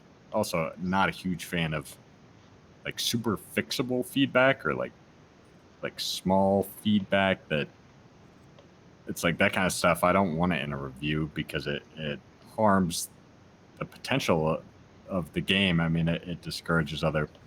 The review is basically saying, would you recommend this game or not? And you don't recommend it, and it's something we can fix in 10 minutes. Well, I appreciate that. Let's just say I doubt myself sometimes. But really, it comes from a good place. It's truly passion. There's a long running review, and maybe the one you're talking about. Right, I probably came off a little defensive, but the guy who wrote the review it was great feedback. I told him that I kind of wove in a little bit of, I wish you wouldn't leave this feedback within a review. Yeah. If you do enough digging, you'll find some that you might not like, but I appreciate that though, sincerely. What would I tell you though, if you might be intimidated? Honestly, I don't think you'll be intimidated if you're willing to spend a little bit of time learning, especially if you like figuring stuff out and it doesn't frustrate you. I don't think there's really anything you couldn't figure out in the whole like totality within like 15 minutes of like brute force attempting if you really wanted to. And I think basically everything can be learned much more with zero frustration through tutorial. And there probably are still a few areas where you might end up asking questions on the forum or needing to post some screenshots, but probably not. Yeah, see, I'm a brute force learner personally. I basically I go look for what I want and then I start making until looks about like that. That's literally like how I figure things out. It's not the most efficient always, but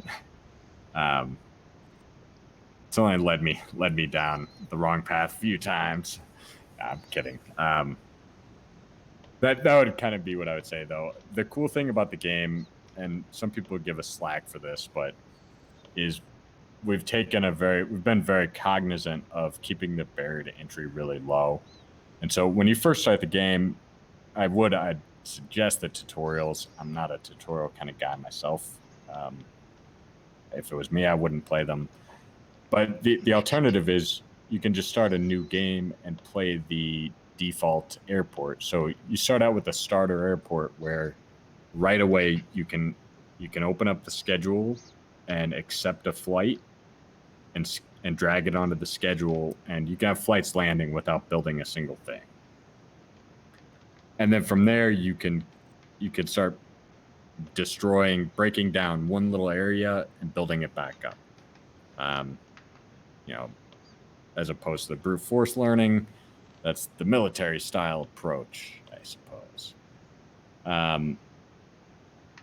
But yeah, that's something we've focused a lot on, is trying to keep the barrier to entry pretty low. That said, if you haven't played a lot of this type of game, it wouldn't shock me if I heard you say after 5 or 10 hours that I'm finally starting to get it. It took me a while to catch on. If you've played like Prison Architect, or you've played Project Hospital or any of those games, then yeah. So if you've played Prison Architect, like, it should be pretty much second nature. I would guess that you would have it down pretty pat within like 30 minutes. The only stuff you might get confused about is some of the more advanced stuff, and I get confused about that stuff on occasion. Like things like one ways, escalators, and making sure like a passenger can't get into a spot where they can't get out. Like, you got to make sure a passenger can get to security, and if his flight is canceled, he can still leave the airport without having to go through a secure area.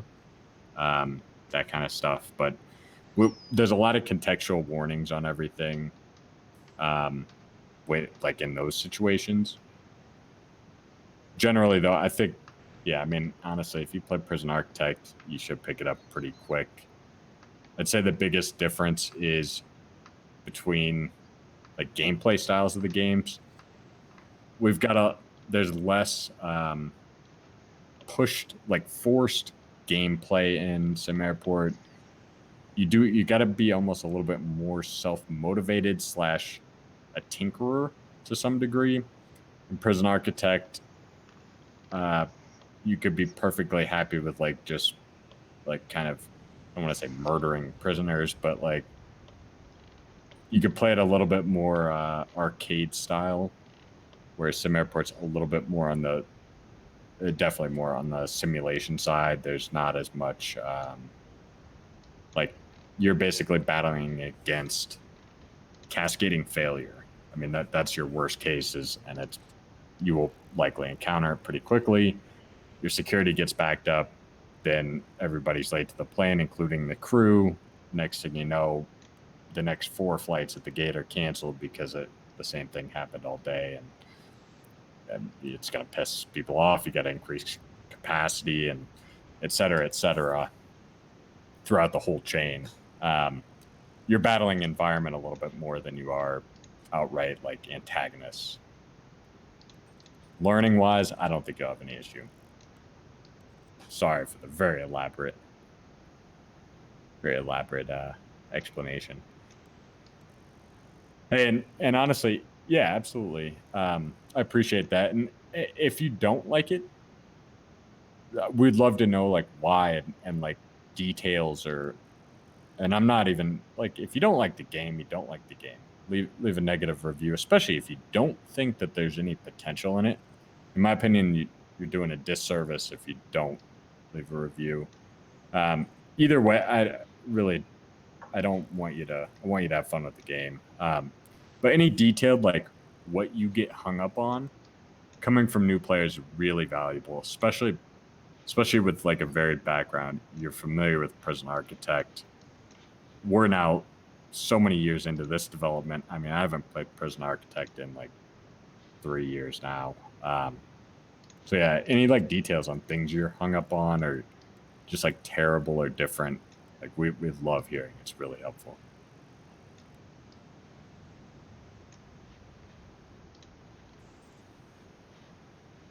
Cool. Yeah, fingers crossed that you love it. I mean, truly. I hope at least that the graphics don't turn you off so bad that they're coming to attack me. I'm guessing you've seen some of the recent reviews.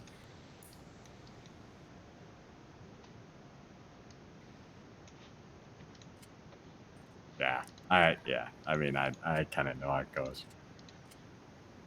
Cool. Yeah, thank you for taking the time to ask. I really appreciate it. We really do care. We really do. Maybe to a fault. That's how it goes. We try to just keep the water under the bridge and keep focus on making the game better and better.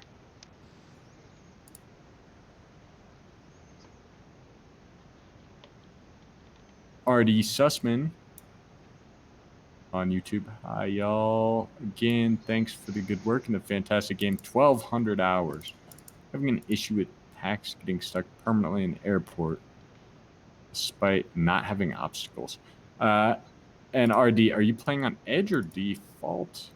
And really, if you could post like a screenshot, or if you've not posted in the forum about this, I'm trying to even think of a stuck passenger issue.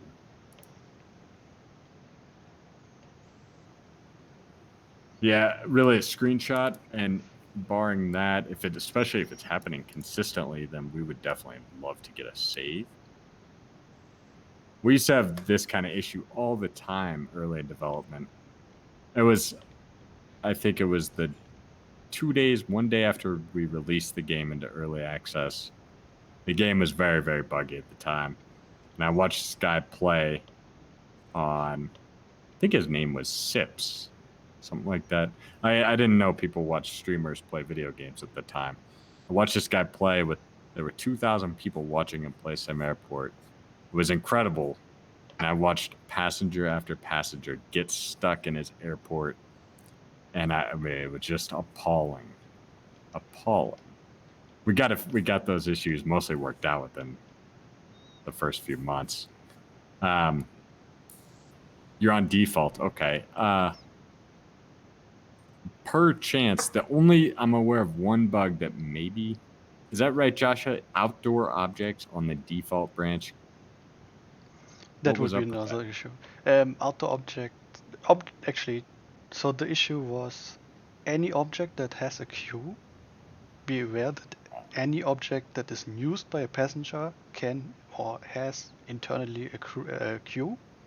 Right. If you place any object that has a queue outside, it will completely slow down your game. It wouldn't get passengers stuck. Throwing errors. Right. It just completely threw null reference errors in seconds, milliseconds. Yeah. That would mean the smallest of airport, even 100 passengers with one object outside, would completely slow down your game. So I adopted that issue. Okay. Yeah, RD, if you could post a screenshot, and then there's a pretty good chance we'll probably ask you to send the save in too. If you just wanted to send it to us, bugs@simairport.com. Yeah, we can get it looked at. Probably not today, probably tomorrow though.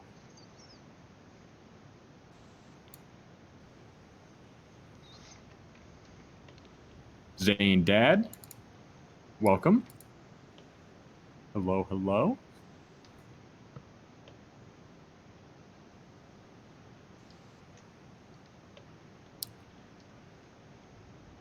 Awesome.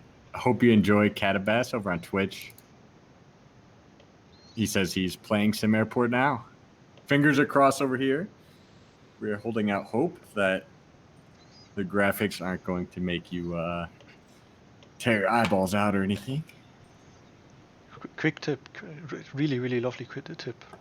If you press Q on an object, you can get that object. Or floor with Q. Or if you have a zone, Shift Q. But don't tell anyone. I saw somebody say something in the forum. I almost made a response this morning or late last night. He said he played a lot of Prison Architect and he was something felt off or something. Or yeah, he said the keybinds felt different, and I was surprised because even stuff like the right clicking to get out of the menus, like that's menu stack, I thought it felt almost identical to PA, but I haven't played PA in a while. But Q is a great one that I don't think Prison Architect has. I had never even seen it before. You had seen it in Factorio, yeah? The quick pick Q. Yeah. That's 1-to-1 pretty much of Factorio. Yeah. It is. It's really great. I mean, it makes it so much easier. You want a bench? Q bench. It may. I've heard some issues for some players that it's not set by default, which I don't know really why. But if it's not set, hotkey bindings, you can set all of the bindings in here. And scrolling down to quick select, I'd highly recommend Q, since that's pretty much the natural one for at least for anyone who played Factorio once. And then click, click, click. Also, foundation if you're on grass. So if you want to build a new terminal, just Q on grass and you can build foundation.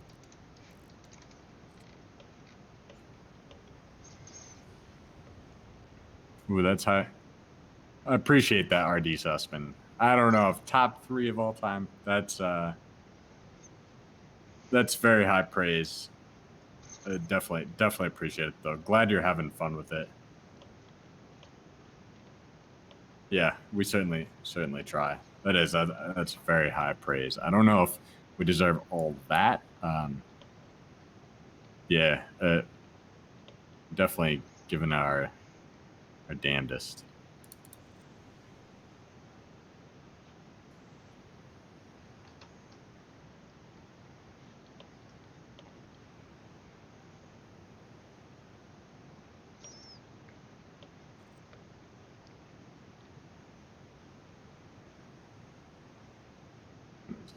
You got another about half hour in you, Joshua? Sure. Keeping you up? Yeah. Okay. I'm gonna take about 5-minute break, and yeah, we'll stream for about another half an hour or so. Those of you on Steam, I'm Arthur. I'm just about to go silent for a minute. Josh is here playing the game. Both developers. If you have questions, if you want to rant, if yeah, really anything. You can even talk politics, maybe.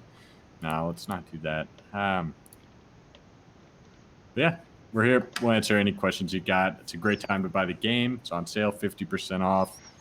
That's almost certainly the best deal you're going to see before we transition to full release, when the price is going to be going up. So yeah, if you're on the fence, let us know if there's anything you're curious about. We're on Twitch and YouTube. You can also get at us on Steam. And yeah, I shall be right back.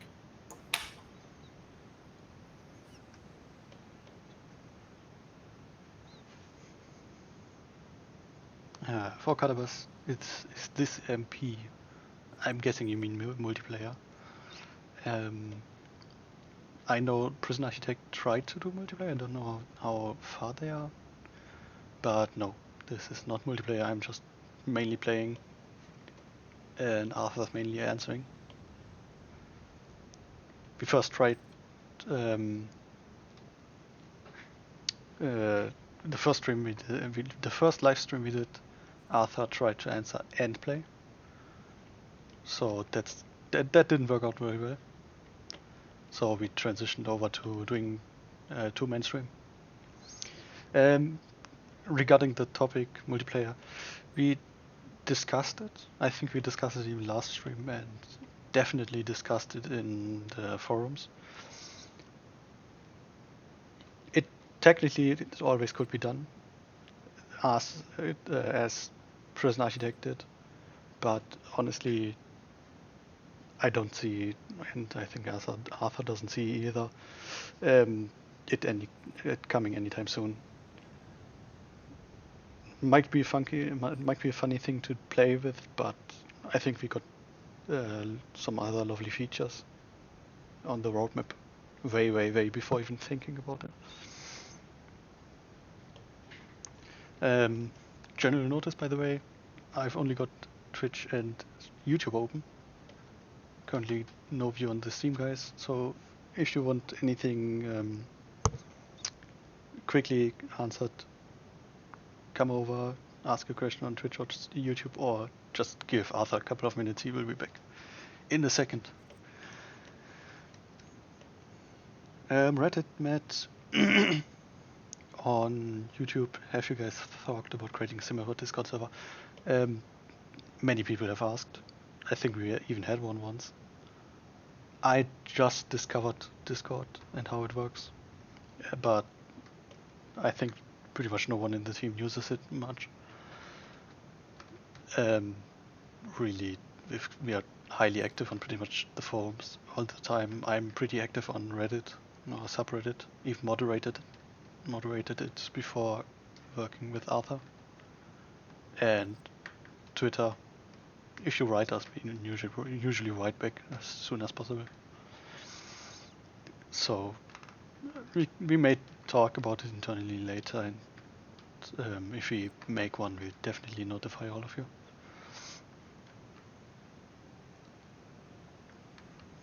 But generally, I don't see a real big reason why. Good night, Christopher. All the best greetings to the Dutchies. With love from the Germans.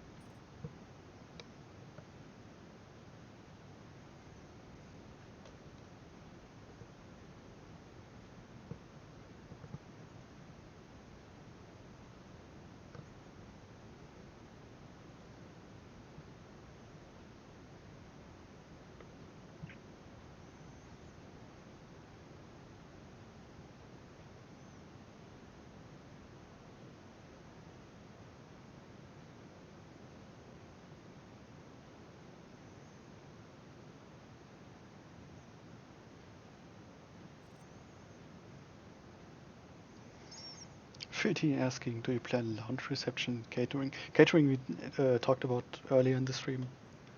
Possibly, since it's an optional thing. It would be a bit easier to add than something being forced to do. Optional things are always easier, and pretty nice addition actually. Lounge receptions has some technical difficulties. I think I've got one. Yeah, it has some technical reachability issues, which we may circumvent at some point, but currently no, definitely not.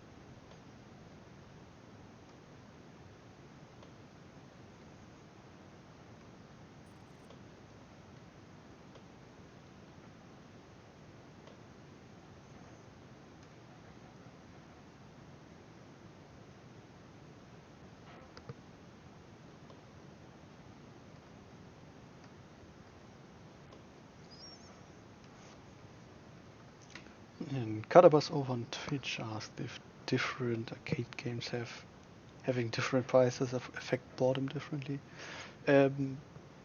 Honestly, I'd need to have to look it up.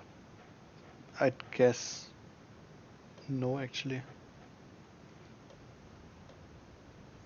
If you want an exact answer, I can give you one later. Just post over on the Steam forum, the Steam discussion. Just post one under the general discussions, and I take a look at it later, so you get some exact numbers.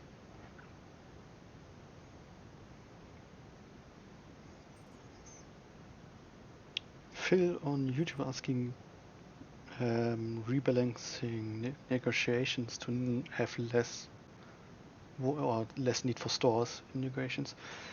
I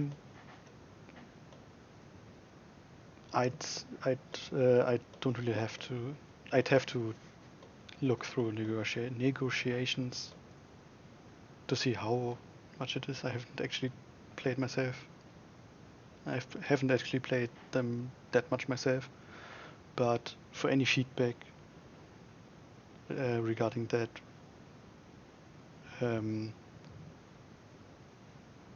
pretty much best option is to make a post in the forum as well, and really look through it and take a look at it.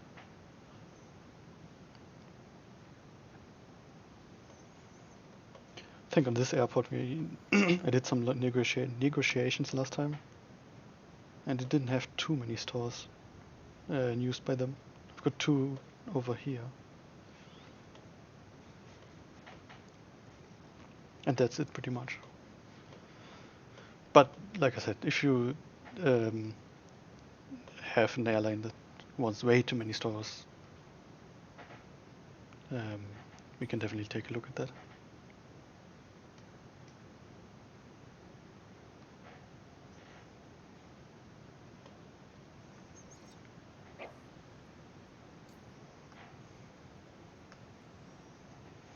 I have returned. Damn. By the way, I don't have Steam chat open, so you might have to do some backlog Steam chat. I only have YouTube and Twitch open.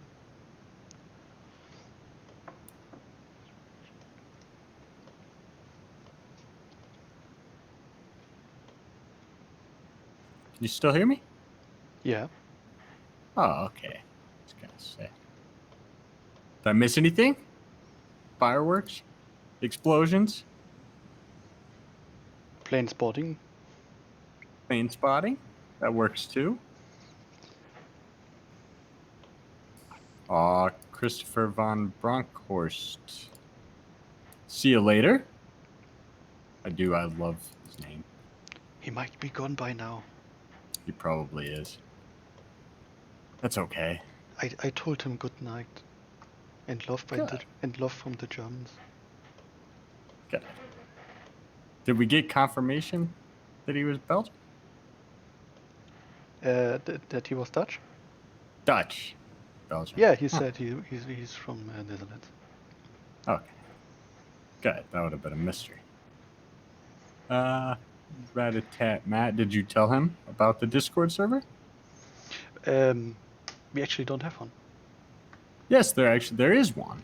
There is one? a Discord server. An official one? I don't know if it's official or not. And the last time I checked, we didn't have an official one. It's unofficially. It's real as a Discord server. I log into it not every day. Actually, for the last week or so, I've been logged into it, though. There's not a whole lot of activity. A year or 2 ago, there was more. But there is one, and yeah, I mean, if I see people needing help on there, I've helped people with bugs on there before. I see actually somebody, Maestro, today at 2 p.m. posted the link to the stream. I really need to get on there. I don't even. Discord is like if this was AIM, I would know how to invite somebody. I don't know how to to like copy like server URL or anything. I guess we can do it after stream, but that's pretty much the question was if we have an actual one, an official one. Yeah, I mean it's not official, but there are like hundreds of people in it. We could make one official one and highlight it or feature it everywhere, so that people use that one. That would be more active. But I don't know. If it's up to you, we could maybe start one. Yeah, I mean honestly, feature this. They've even got a ground controller level 5, and we've got airport security level 4. Like you get security levels. I always thought it was cool. I think I'm an admin on it even. But yeah, we'll I don't know how to like link you, or I would link you, but there is one. If you search the forum, you would probably find a link to it too. But yeah, I mean we could make an official one too. That's pretty much what I said. If we make an official one, we'll let you guys know. Yeah. And if we don't make an official one, we will let you know pretty much from the other one, I guess.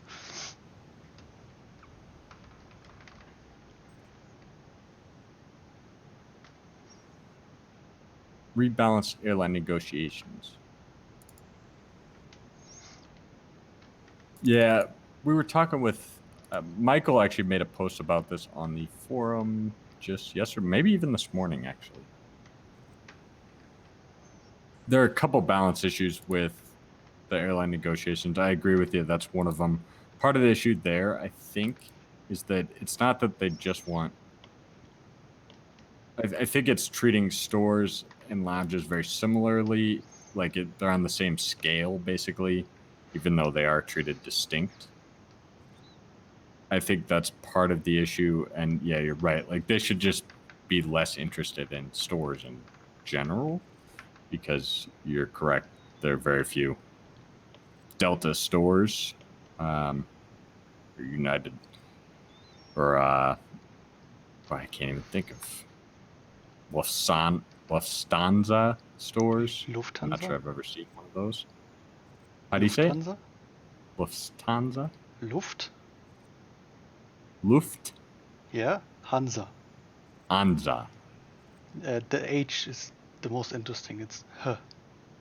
The H sound. Lufthansa. Pretty close. I'm getting there. Yeah, I agree though.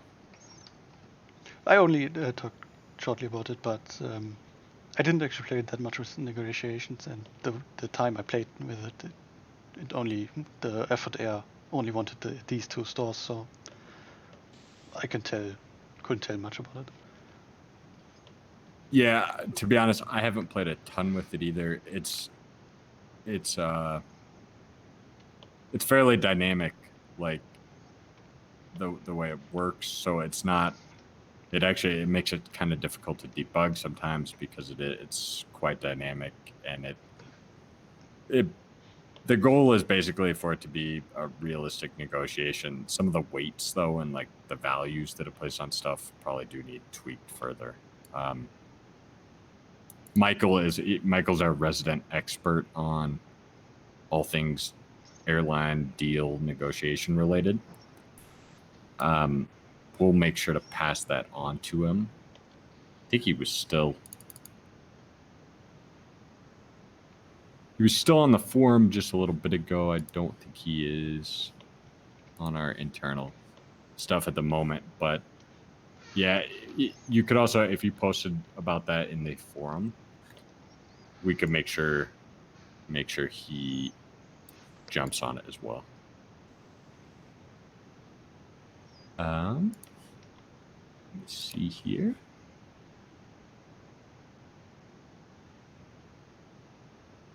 Justin Corman asked, could you make a form of multiplayer? Nope, not happening.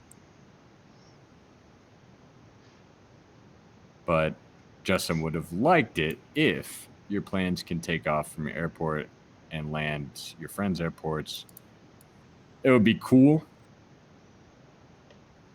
and you can kind of achieve it by having by sharing modded aircraft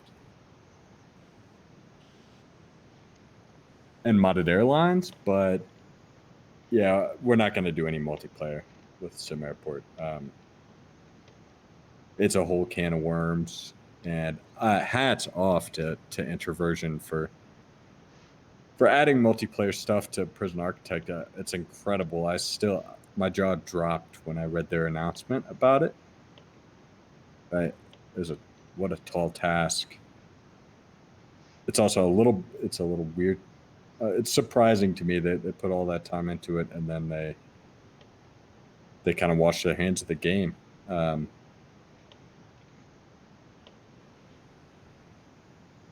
Maybe it was that much work that they were just like, screw this. After all that work, we're not doing anything else on Prison Architect. I don't know. We're not going to go down that path, though. Sorry. Bellabong. It's a cool name, too. Bellabong on YouTube says, I have an issue with a late game airport.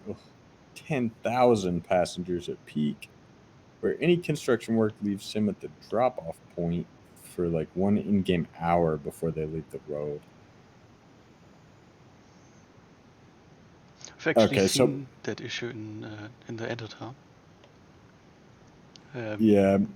They are just stuck underneath the bus pretty much. And yeah. Go ahead.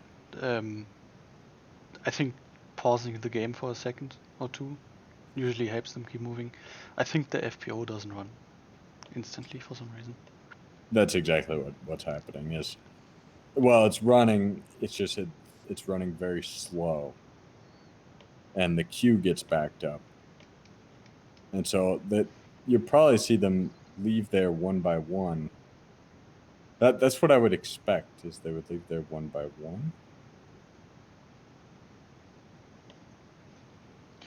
Or like I said, they shouldn't all leave at once, I don't think. What I think probably is happening, Bellabong, is that basically when you make a change to the map, you have construction. We have to recalculate distances to things, and the AI relies on knowing an approximate distance to stuff to decide what to do next. And it shares that data for everyone. It doesn't calculate it to every object. It calculates to like areas. And what probably happens is when the map changes, that causes those calculations to go away. Next passenger AI that runs has to recalculate that data to get accurate AI decisions. And that's a really slow AI run. And then you end up with like 1,000 of them in the backlog. At the end of the day, the computer can only do so many at once. We optimized the hell out of it last cycle too. When you hit 10,000 passengers, I mean, it basically comes down to what are your specs in a computer, mainly your processor. I'm not sure how much more we can do without pretty big changes to the AI. And I mean, when you're talking about 10,000 passengers, holy moly, what kind of frame rate are you getting?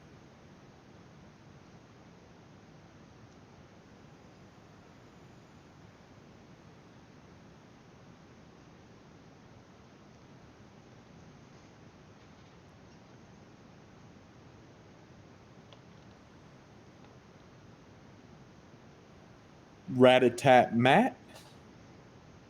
I like that too. Yeah, shoot us an email. I'm not opposed to it. Yeah. Actually, I kind of enjoyed the Discord when the one that I've always logged into, when it was more active. So yeah, it might be down. Shoot an email bugs@simairport.com and just subject Discord or something.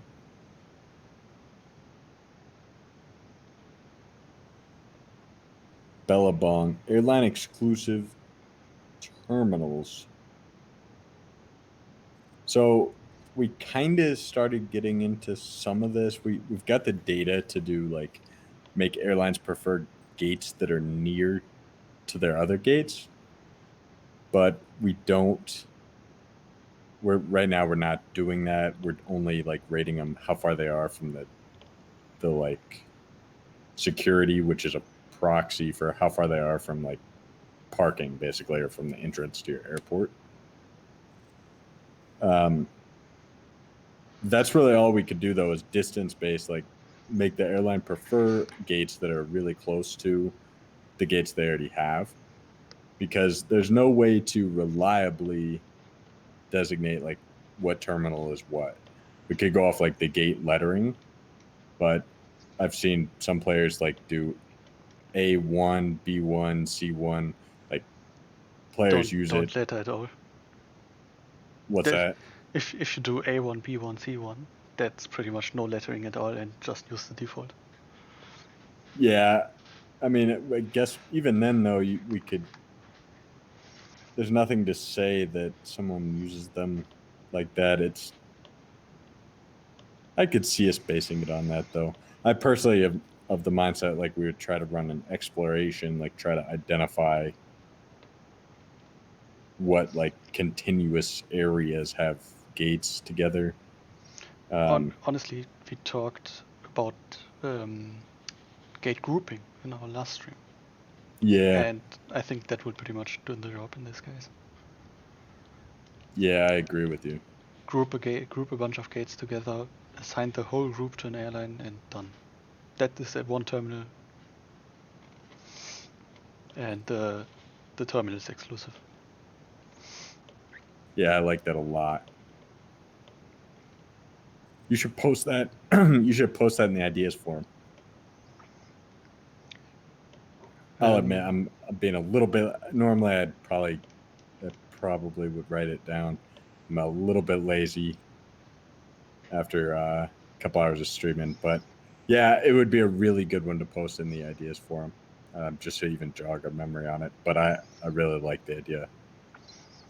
Ardi over on YouTube asked, where do I find my saved games on my computer? I could tell you the whole path, but you can actually, I don't know if can you get them from here? Yes.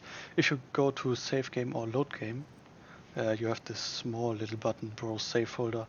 Click it and it will open your System Explorer with the correct path open, and then you can just copy paste your save file from there. It even works on Linux. With a method you didn't expect to work. Yeah, I did not. It is a very good fix. Pro FS on YouTube. Is there an aircraft scaling template? Yeah, there are templates. If you open up the game's install directory, there are templates for the default aircraft, and we just added like 30 more default aircraft too.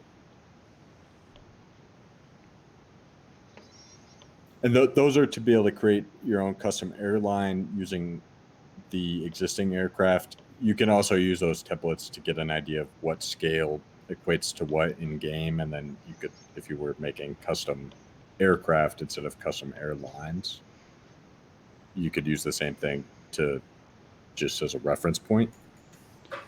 Hopefully that makes sense. Otherwise, the workshop discussion is always really helpful on that one. So if you ask Yeah, over there, mod errors or someone else will answer. And as far as I know, most them, at least a couple of modders that make pretty much all of the main mods, airline mods, use a similar scale. yeah, and I mean that's a. You can also you could subscribe to a few and then go find them in your workshop directory, and you can use those references too.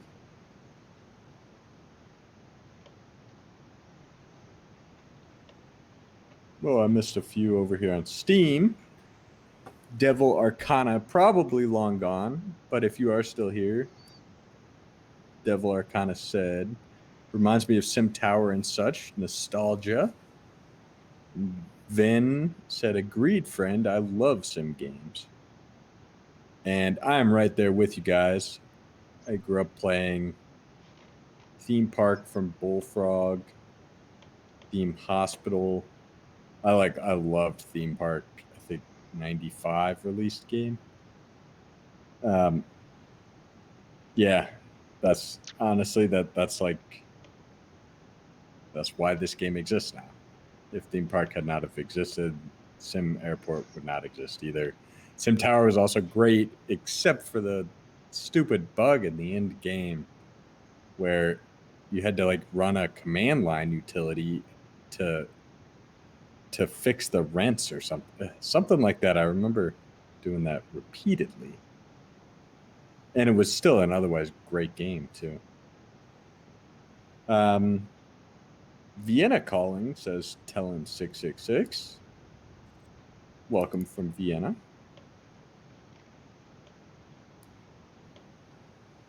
What's the biggest airplane in the game?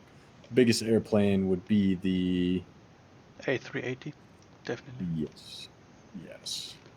I sadly don't have one here at the moment, but I've got one scheduled. If I see it, I'll show you.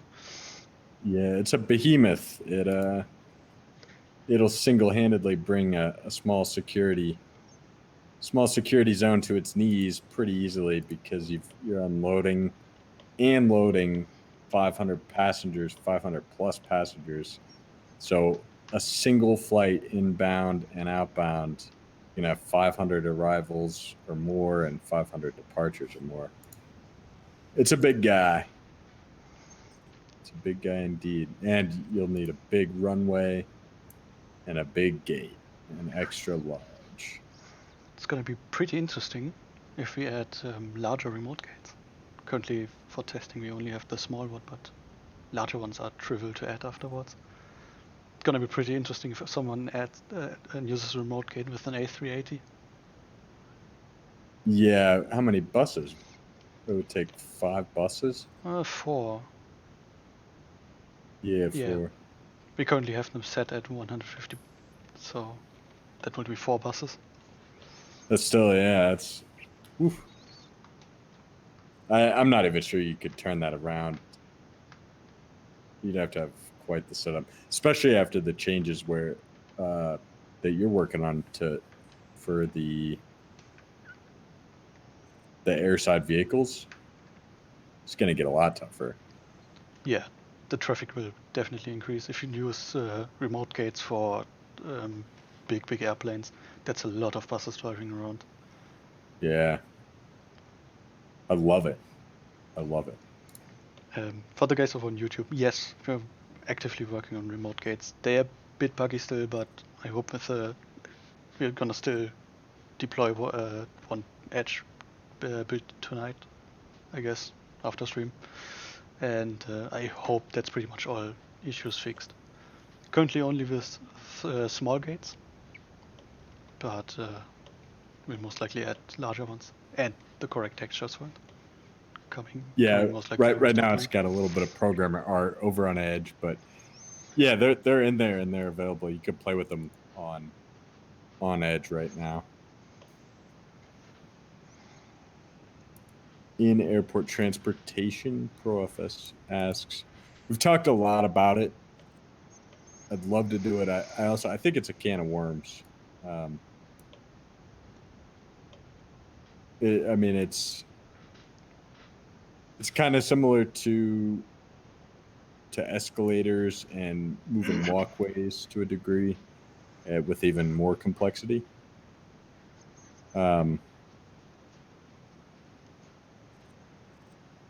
Not ruling it out by any means. I really would love to do it.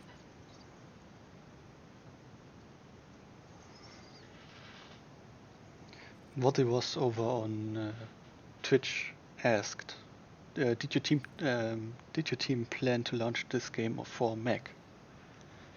We actually did. It's SimAirport works on Linux, Mac OS and Windows. And if you get the Steam version, you have access to all the branches we talked about. So like the features we just talked about, remote ramps, remote gates, that's on Edge. If you want to play those features, the Steam version is the way to go. Yeah. Interesting second question following that. Or mobile devices. So I don't know how you think about it. But Negative. I think just from a play-wise here, it's not gonna work very well on mobile devices. Yeah, we won't even try it. It really is. It's a different kind of game than the Prison Architect, for instance, which is a little bit more of an arcade type playthrough. And that's the other thing. You're exactly right, Catabas. I can't stand apps on my phone. Like I turn my cell phone off at my first chance. Yeah. Do you know which reference he means? No. Oh, okay.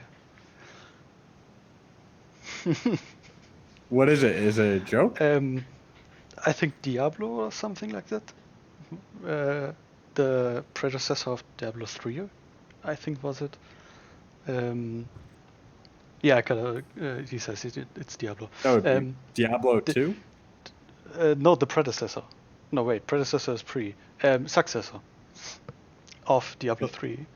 They went on to say, yeah, we'll make a next Diablo game. And then the next line was pretty much, yeah, it's only gonna work on mobile. It's gonna be a mobile exclusive game. No kidding. And the whole audience of the presentation was like, boo, what the fuck? Well, why? Because why would you use a franchise that has always been on PC and make a mobile game only? And the next line from one of the people presenting was, "What? You guys don't have phones?" No kidding. That's funny. Went around a pretty lot. It was not the best choice of choices to say. I mean, oh yeah, especially Blizzard. Blizzard had they always had pretty good community management, I thought. I mean, I was under the impression they did. I think what they wanted to do is make a mobile game that is like a ramp up to the next Diablo. That's what I think they wanted to do. But what they did is failed it and sell it like the next Diablo game. And yeah, that didn't work out very well. Yeah, I can imagine. Anyway, yeah, we won't be doing any mobile stuff or iPad or anything like that. It is on Mac though. I'm a big Mac guy. I develop on Mac every day. And the game, yeah, it's worked on Mac since the day it came out.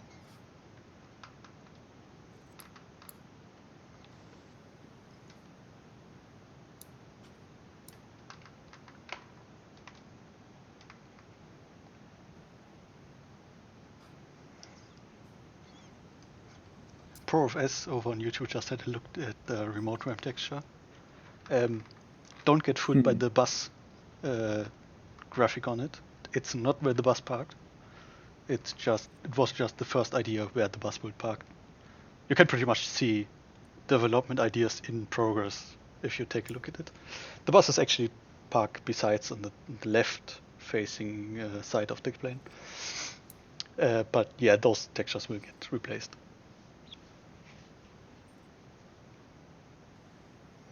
Good deal. I'm glad you're enjoying so far. Just wait though. You'll find something that upsets you. I'm holding out. A Big Mac guy. I would go for a Big Mac. Ehrlich? Would go for a Big Mac. Oh, kids, it's nearly 3 a.m. Time for a Big Mac. Hmm.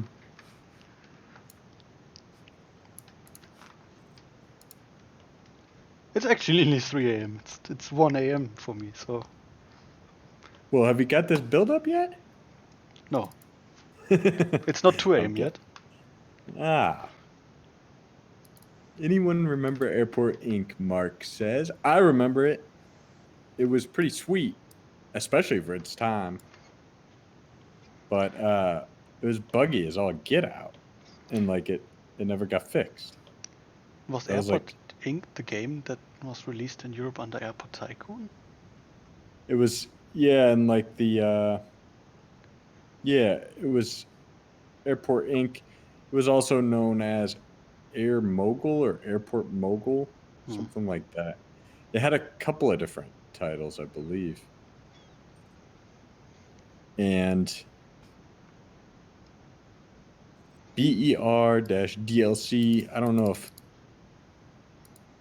DLC is an airport or if that means beer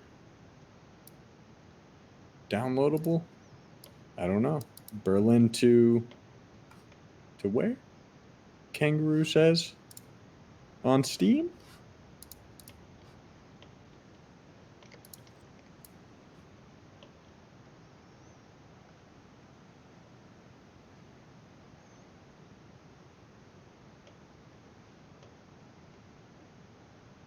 Store, cafe, contracts, and renting. So Phil T asked on YouTube, what about store, cafe, contracts, and renting? I'm honestly pretty happy with where the store. It's not maybe what I like originally envisioned. It's kind of what I originally had in mind was way too micromanagey. It's still a little bit too micromanagey, probably for like the ideal. Um, I'm pretty happy with it though. I don't see any drastic changes coming to it. That some things I'd do different if I had to do it again. Um, Thankfully, I don't have to do it again. No, that's kind of the honest truth though. Is they've been pretty tough to get right and get bug free. There's a lot of little moving parts with different agent types, and I really don't foresee. I like kind of the way the resource distribution works. It's not as clean as I would like. Like it to be a little bit more like yeah, clean, discrete, with like distinct types. It's not quite that, but I think it's solid. And I don't think we'll go really any further with it. Devil Arcana says Roller Coaster Tycoon, and if that doesn't get you excited, then what will? Yeah, Roller Coaster Tycoon. Really, the second one was great.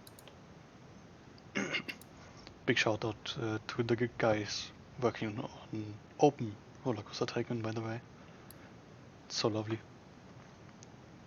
Don't know if you've Oh, seen which? that. Um, Open Roller Coaster Tycoon is like a project, an open source project Yeah, that extends on Roller Coaster Tycoon 2. yeah. It's been around for a very long time too. It does it. It looks good. Especially in the last couple of years, they added some really, really lovely features. They didn't just improve on Roller Coaster Tycoon, they actually added new features like trams driving over, not on separated rail lines, but actually driving over the pathways, and the peeps not crossing the tram line if the tram is coming over.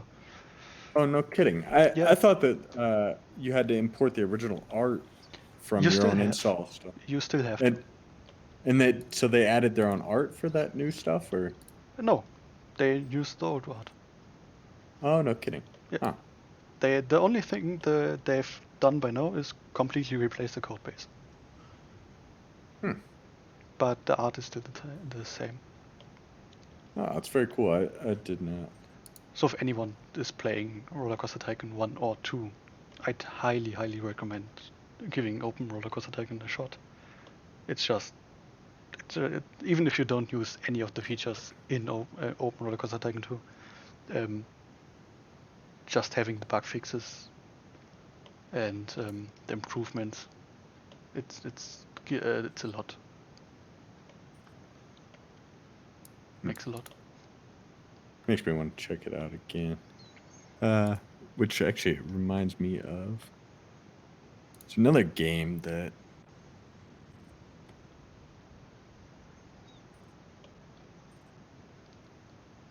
It's another game that sorry, there's another, I'm trying to find this game. There's another game that would be worth plugging if we're plugging other games. A game called Citybound, which I believe is also open source. It's striving to be, yeah, I was just on the site the other day too, looking at their traffic model, which it looks to be solid, and they've got it running with quite a few agents. I was kind of browsing how they were doing it. It's a game written in Rust from the ground up. It's an open source game though, and I believe that it uses WebGL and Rust. Anyway, it's a little bit nerdy, but I think they're trying to build a city skylines type style game with a little bit more authenticity. A bigger focus on like the simulation aspect versus the like visuals ish. I think part of it's also the guy behind it is a stud developer and like kind of wants to push the limit on the tech. Anyway, it's just another one that I actually exchanged some messages with the dev on a different forum, and it looks kind of cool. Might be worth checking out.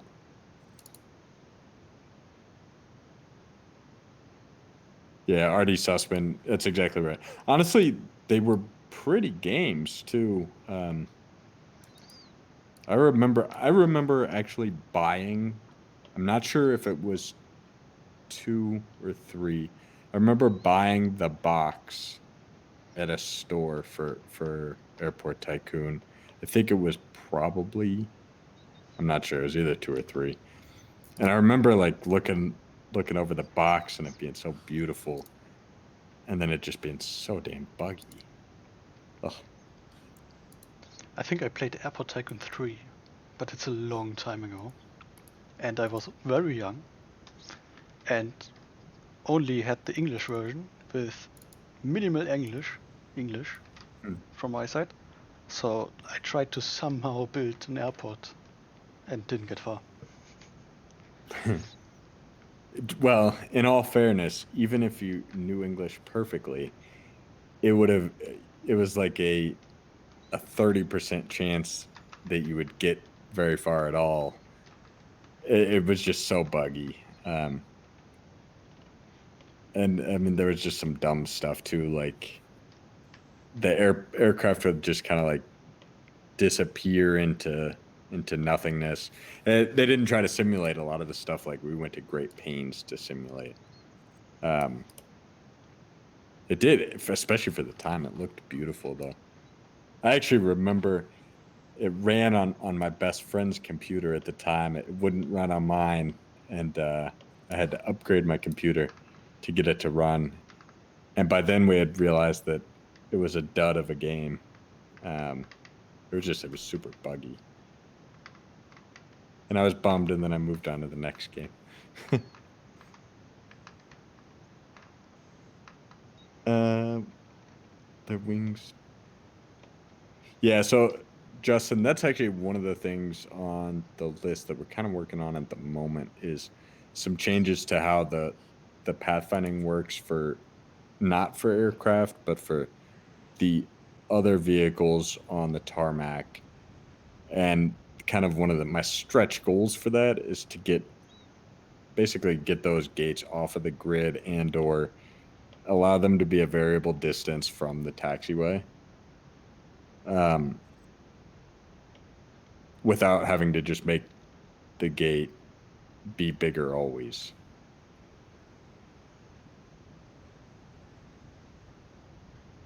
As far as the Bellabong, as far as aligning the doors to the gate and stairs, that there's actually, when you're making mods, there's something called a marker. You can move the position so that it knows like how to line up when it parks.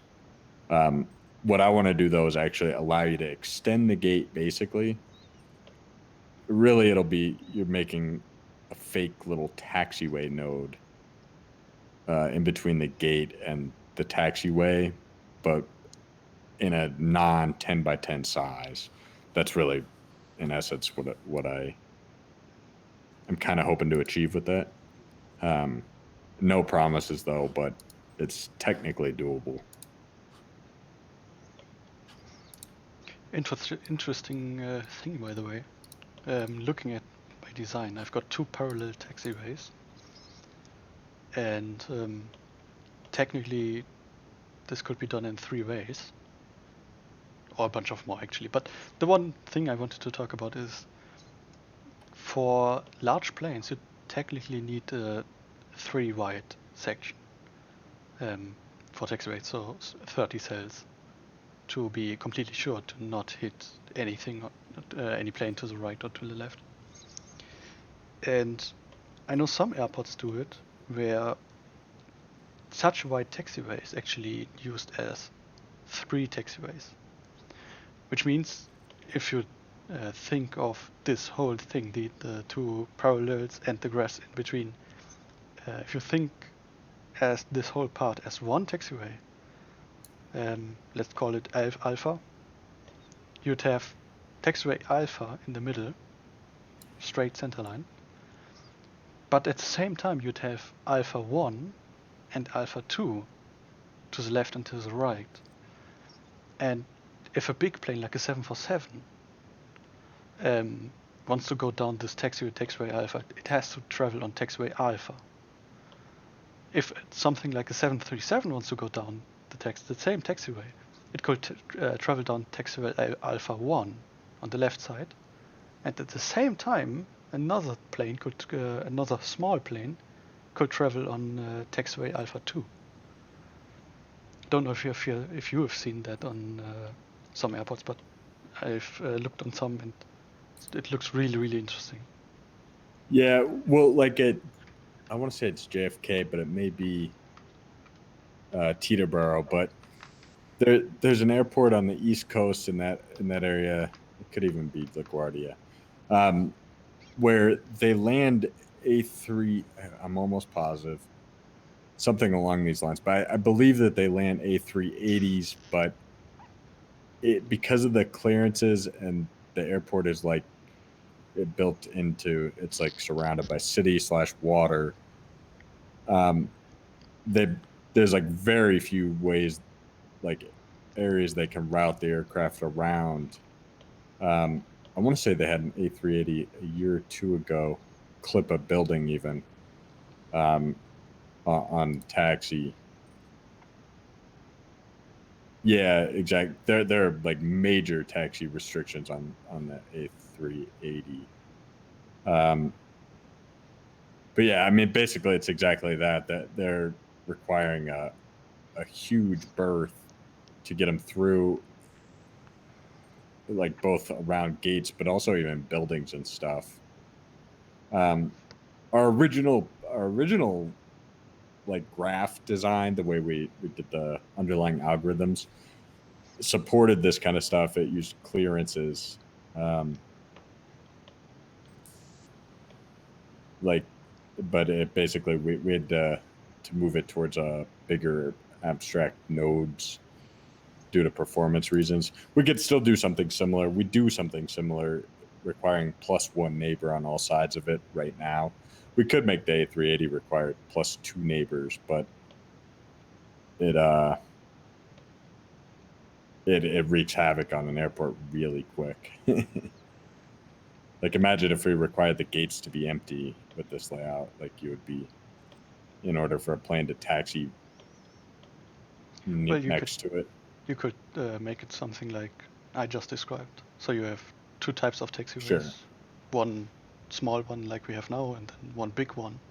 And if you draw the big one, you automatically have the two smaller ones, Alpha 1 and 2, like I talked about, and just restrict the bigger planes to either small taxiways with a huge amount of space, or just say, this can only go on big taxiways. Yeah. No, I totally follow. I just my main concern would be, can we do that? Could we do that in a way where it doesn't confuse the hell out of people? We get saves on occasion where less here recently as the warnings have gotten better, I guess. But we used to get quite a few saves where people are like, "Why won't the plane land?" And the answer was, "There's no path from the runway to the gate." Like, it looks like there's a path, but they had one ways set up in a way where there just wasn't. Um, More commonly, the gate had no way to get to the runway. It's stuff like that.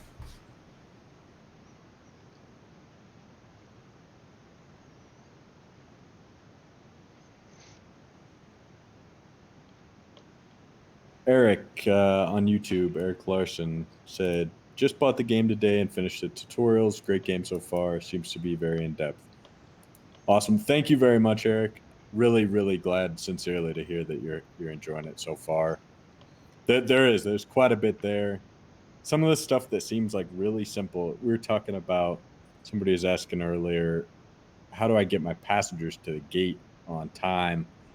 And the AI alone, it was like my mission from day one was, that's like what this game's all about, is the passengers. They need to be smart.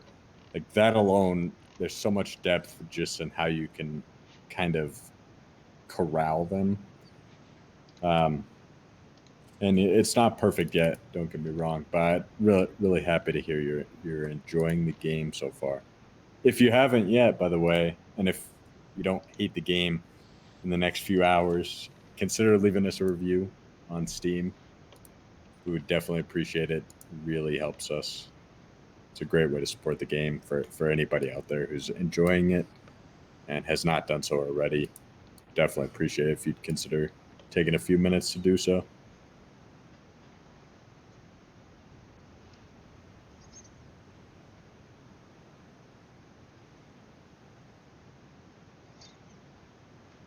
Yeah, Bellabong.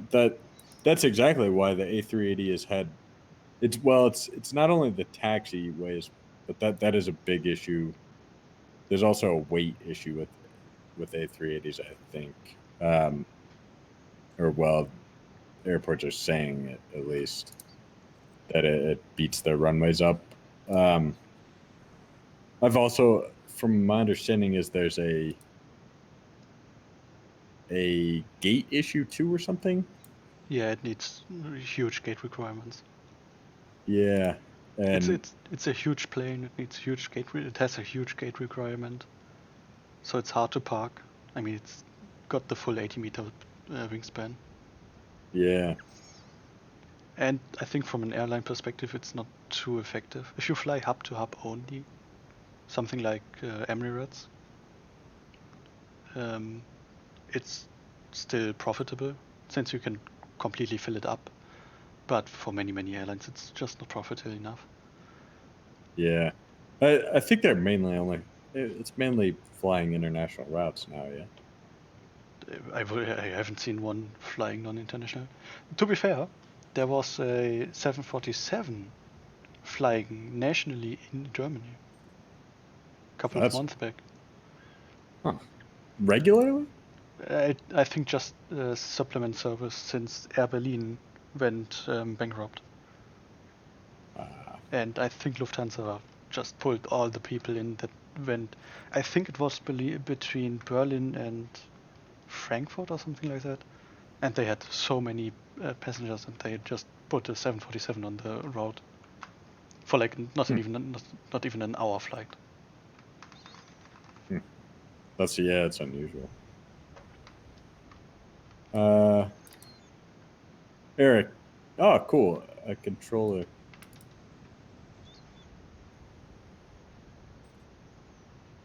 Cool, yeah, for sure. We just worked with a controller to get some of the new audio in that hopefully you're hearing. But yeah, definitely let us know if you encounter any snags or there's anything you hate about the game. Really, any feedback at all. We read the Steam forums religiously, and some would say we care too much. Yeah, let us know.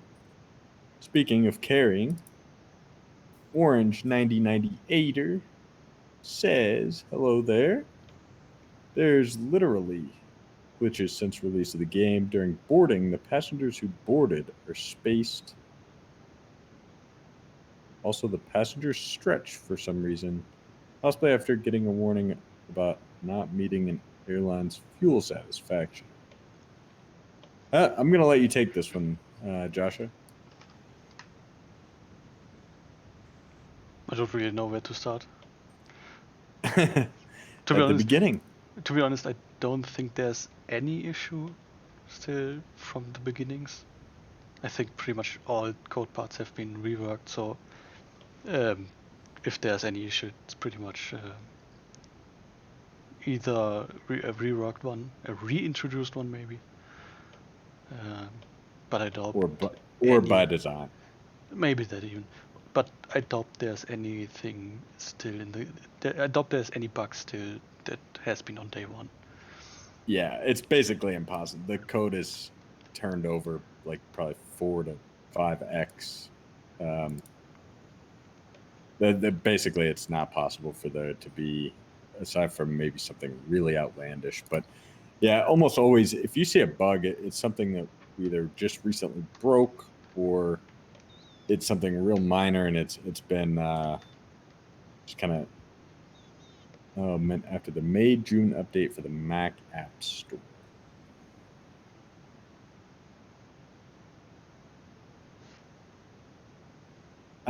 Orange, do you commonly post on the streams about the Mac app version? The May.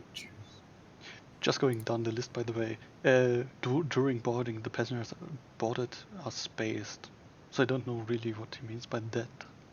So if you can maybe give us a screenshot or something, or a specific explanation. I don't really know what you mean by spaced, Orange. And the second one is interesting. Also, the passengers stretch for some reason. I think that's the issue we are aware of, the stretching, where the passenger sprites stretch all over across the screen. I've seen it a bunch of times. I'm still not aware in which configurations that bug happens. So, Arthur, we talked about compatibility with the new renderer, right? Yeah, it's going to be renderer related. It probably is a vertice limit. The interesting thing is the renderer is supported, but at some point it just stretches all over the place.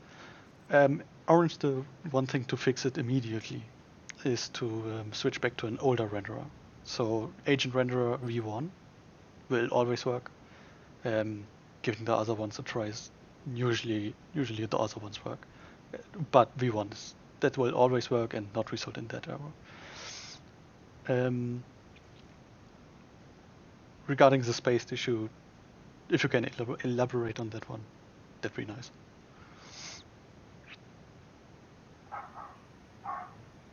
Yeah, really even, I know you're on the Mac App Store version, Orange, but even still, if you do have a Steam account, you're welcome to post in the Steam forum and just mention that you're on the Mac App Store version. Like, we're not gonna discriminate against you. We like all players equally. Well, there's some that left reviews today that are probably not getting. They might get coal for Christmas.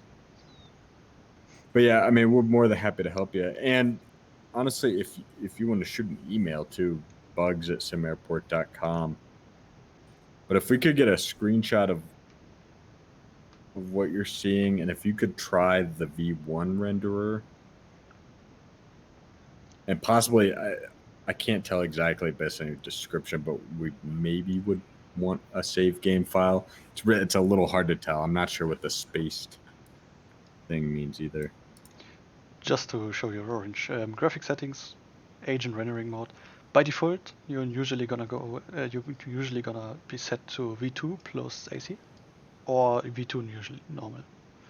V2 is more performance, more work on the GPU and less on the CPU.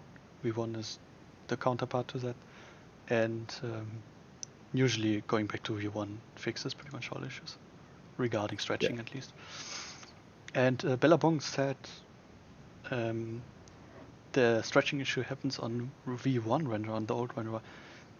I can somewhat not believe that, since that would mean the issue is in since ever. No, it could be something I messed up when I wrote that code, when I like translated it into swappable renderers. I'm actually pulling that code up right now. I have a pretty good idea what it might be, if that is indeed the case. Are you sure about that, Bellabong?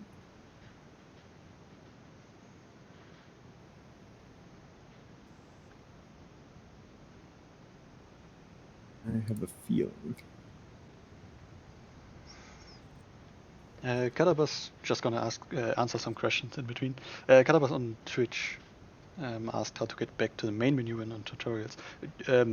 The menu button, top right, top left of the screen should be available. Otherwise, the escape button should bring it up. If not, there may be an issue with, which we are aware of, and we already fixed on Edge with hiding windows or making them smaller. In that case, specifically with the tutorial, I think the menu should come up though. I wouldn't try escape probably. So, worst case, click menu. Worst case, you might have to close the game and restart it.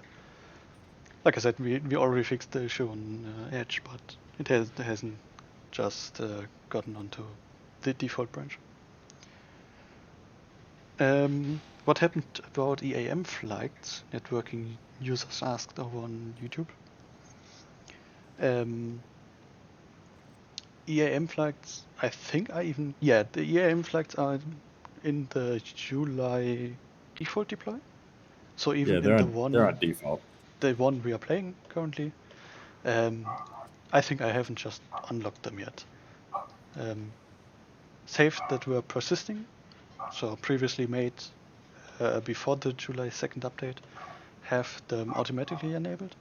Everything, including and past the July 2nd update, has to unlock them using government grants. And I just haven't unlocked them yet. Yeah. And I just pulled this up. It is not what I suspected. It might have been 32-bit versus 16-bit mesh support for mesh indexes. I still kind of suspect that is what it is. I thought maybe it didn't have the setting set right. It is set right, which may mean that you have a graphics card that's in like some in between where it supports. Now, it potentially doesn't support 32-bit. I'd have to do a little bit of Googling. That would still be my money, though. My money would be on some kind of hardware limitation with 32-bit indexes. So we are overflowing the 32. Yeah, where okay. Basically where you can't go over the 64,000 hertz, which would indicate it would happen around. Let me do some math here. A certain number of agents. When you got over a certain number of agents, that it would happen. 5 times, I think.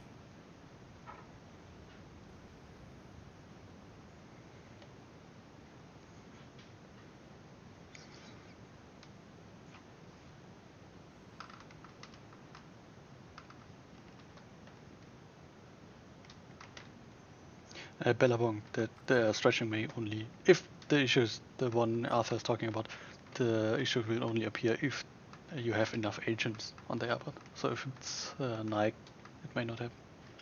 Or if the number of agents is just not reached. Right around 2,100 agents, somewhere between 1,800 and 2,100 agents, passengers is where I would, if that is the issue, that's where I'd expect them to show up. Maybe a few more, and my numbers was wrong. It sounds way too low.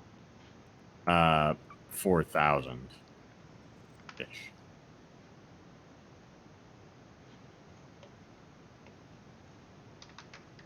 Yeah, for around 4,000 agents. Networking I think users. Networking users. Just a quick in between.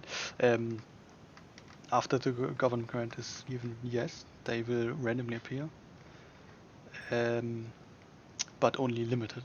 So the best way to get them is negotiating with airlines. You can get way more out of that. Yeah.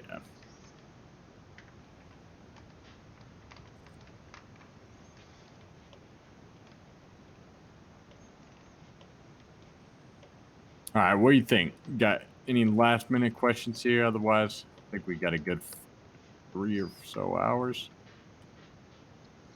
I'm parched. Jetfly on Twitch just asked, "Hi, is that developer streaming this game?" Yeah. Yes, it is. Welcome, Jetflies. Simple Planes.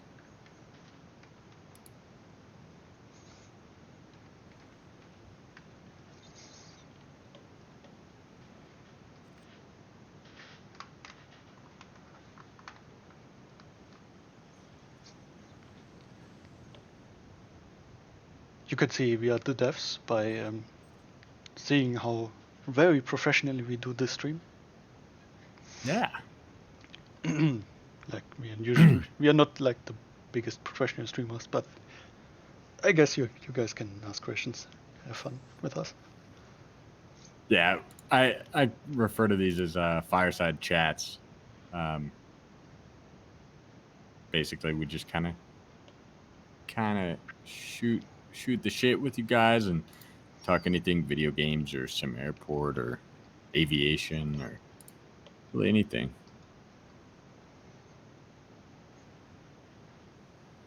Fortunately, though, caught us as we're kind of wrapping up here.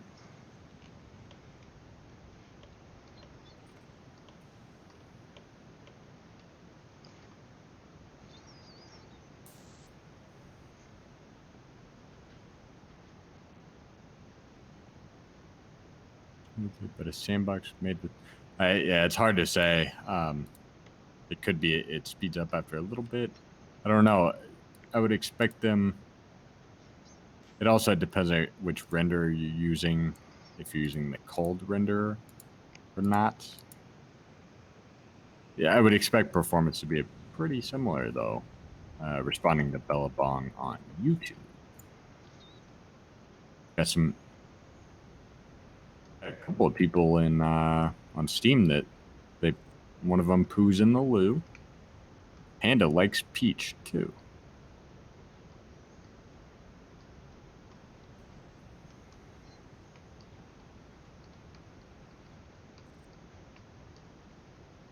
Cool. Yeah, honestly, Bellabong, if you wanted to make a post about it and put those airports in there, like we're more than happy to take a look. Or if you want to email them over, bugs@simairport.com. Eric Larson.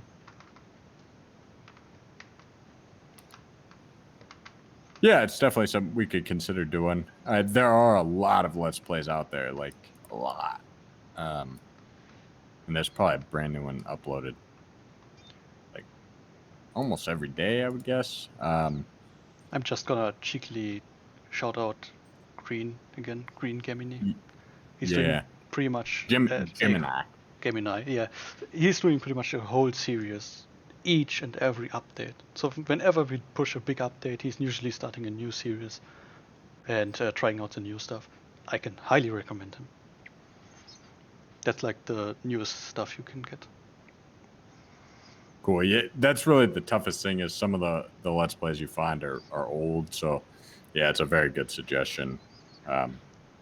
Please don't go find Let's Plays that are like look at the date. If they're over 8 months old, the gameplay is probably drastically different. If they're over a year and a half old, to pretend that it's a different game. I mean, really. Also, too, Eric, if you get stuck or like really anything, the community is awesome. They really are fantastic. You can generally expect like a response, especially if you have like a legit question and you make a. I mean, you don't have to write a paragraph, but you make it clear what you're asking, and you post on the Steam forum. You generally will get a response back from somebody within an hour, maybe, and like we read through all of it too. If nobody helps somebody out, we jump on it. So yeah, don't hesitate. Like, don't ever get stuck and feel like don't get to the point where you're frustrated ever. Make a tutorial in Steam about EAM. Networking users on YouTube. Can you make a post about it on the Steam forums? On the SimAirport Steam forum about EAM? Like we could talk through it, and if there's something confusing, we'd like to better understand what, and we can make some UI changes to make it not confusing for everyone.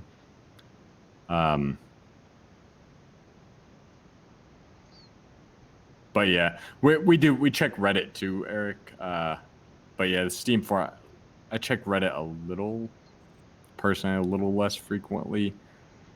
I'm pretty I much don't know. checking it as frequently as Steam. Maybe a little less frequent, but I usually get around to take a look at all topics. I think I just avoid Reddit because then I'll end up seeing something like unrelated and I'll click on it. And I don't know because I love Reddit, but yeah.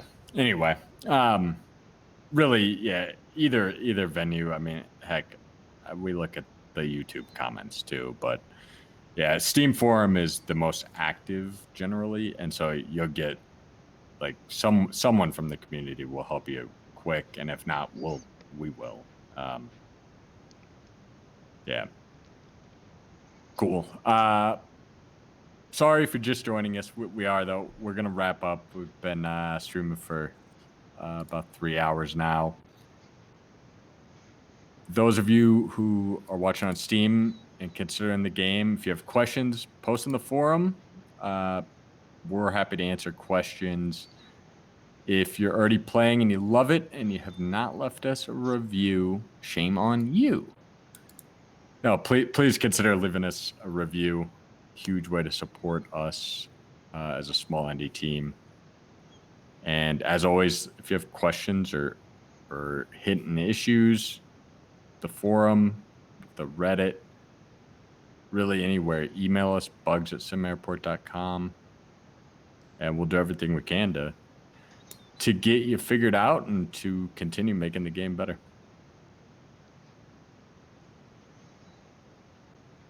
That said, you ready for bed? Nah, Gonna get a build out? I guess so. But Ooh. afterwards, yeah. Yeah. We'll get the save game files posted and get a. Yeah, there's something else I think I wrote down too. But anyway, thank you everybody for joining us. Hope you had a good time. Hope it didn't bore you. And yeah, we'll see you on the next one. Goodbye, everyone. Thank you, everybody. Appreciate it. See you guys.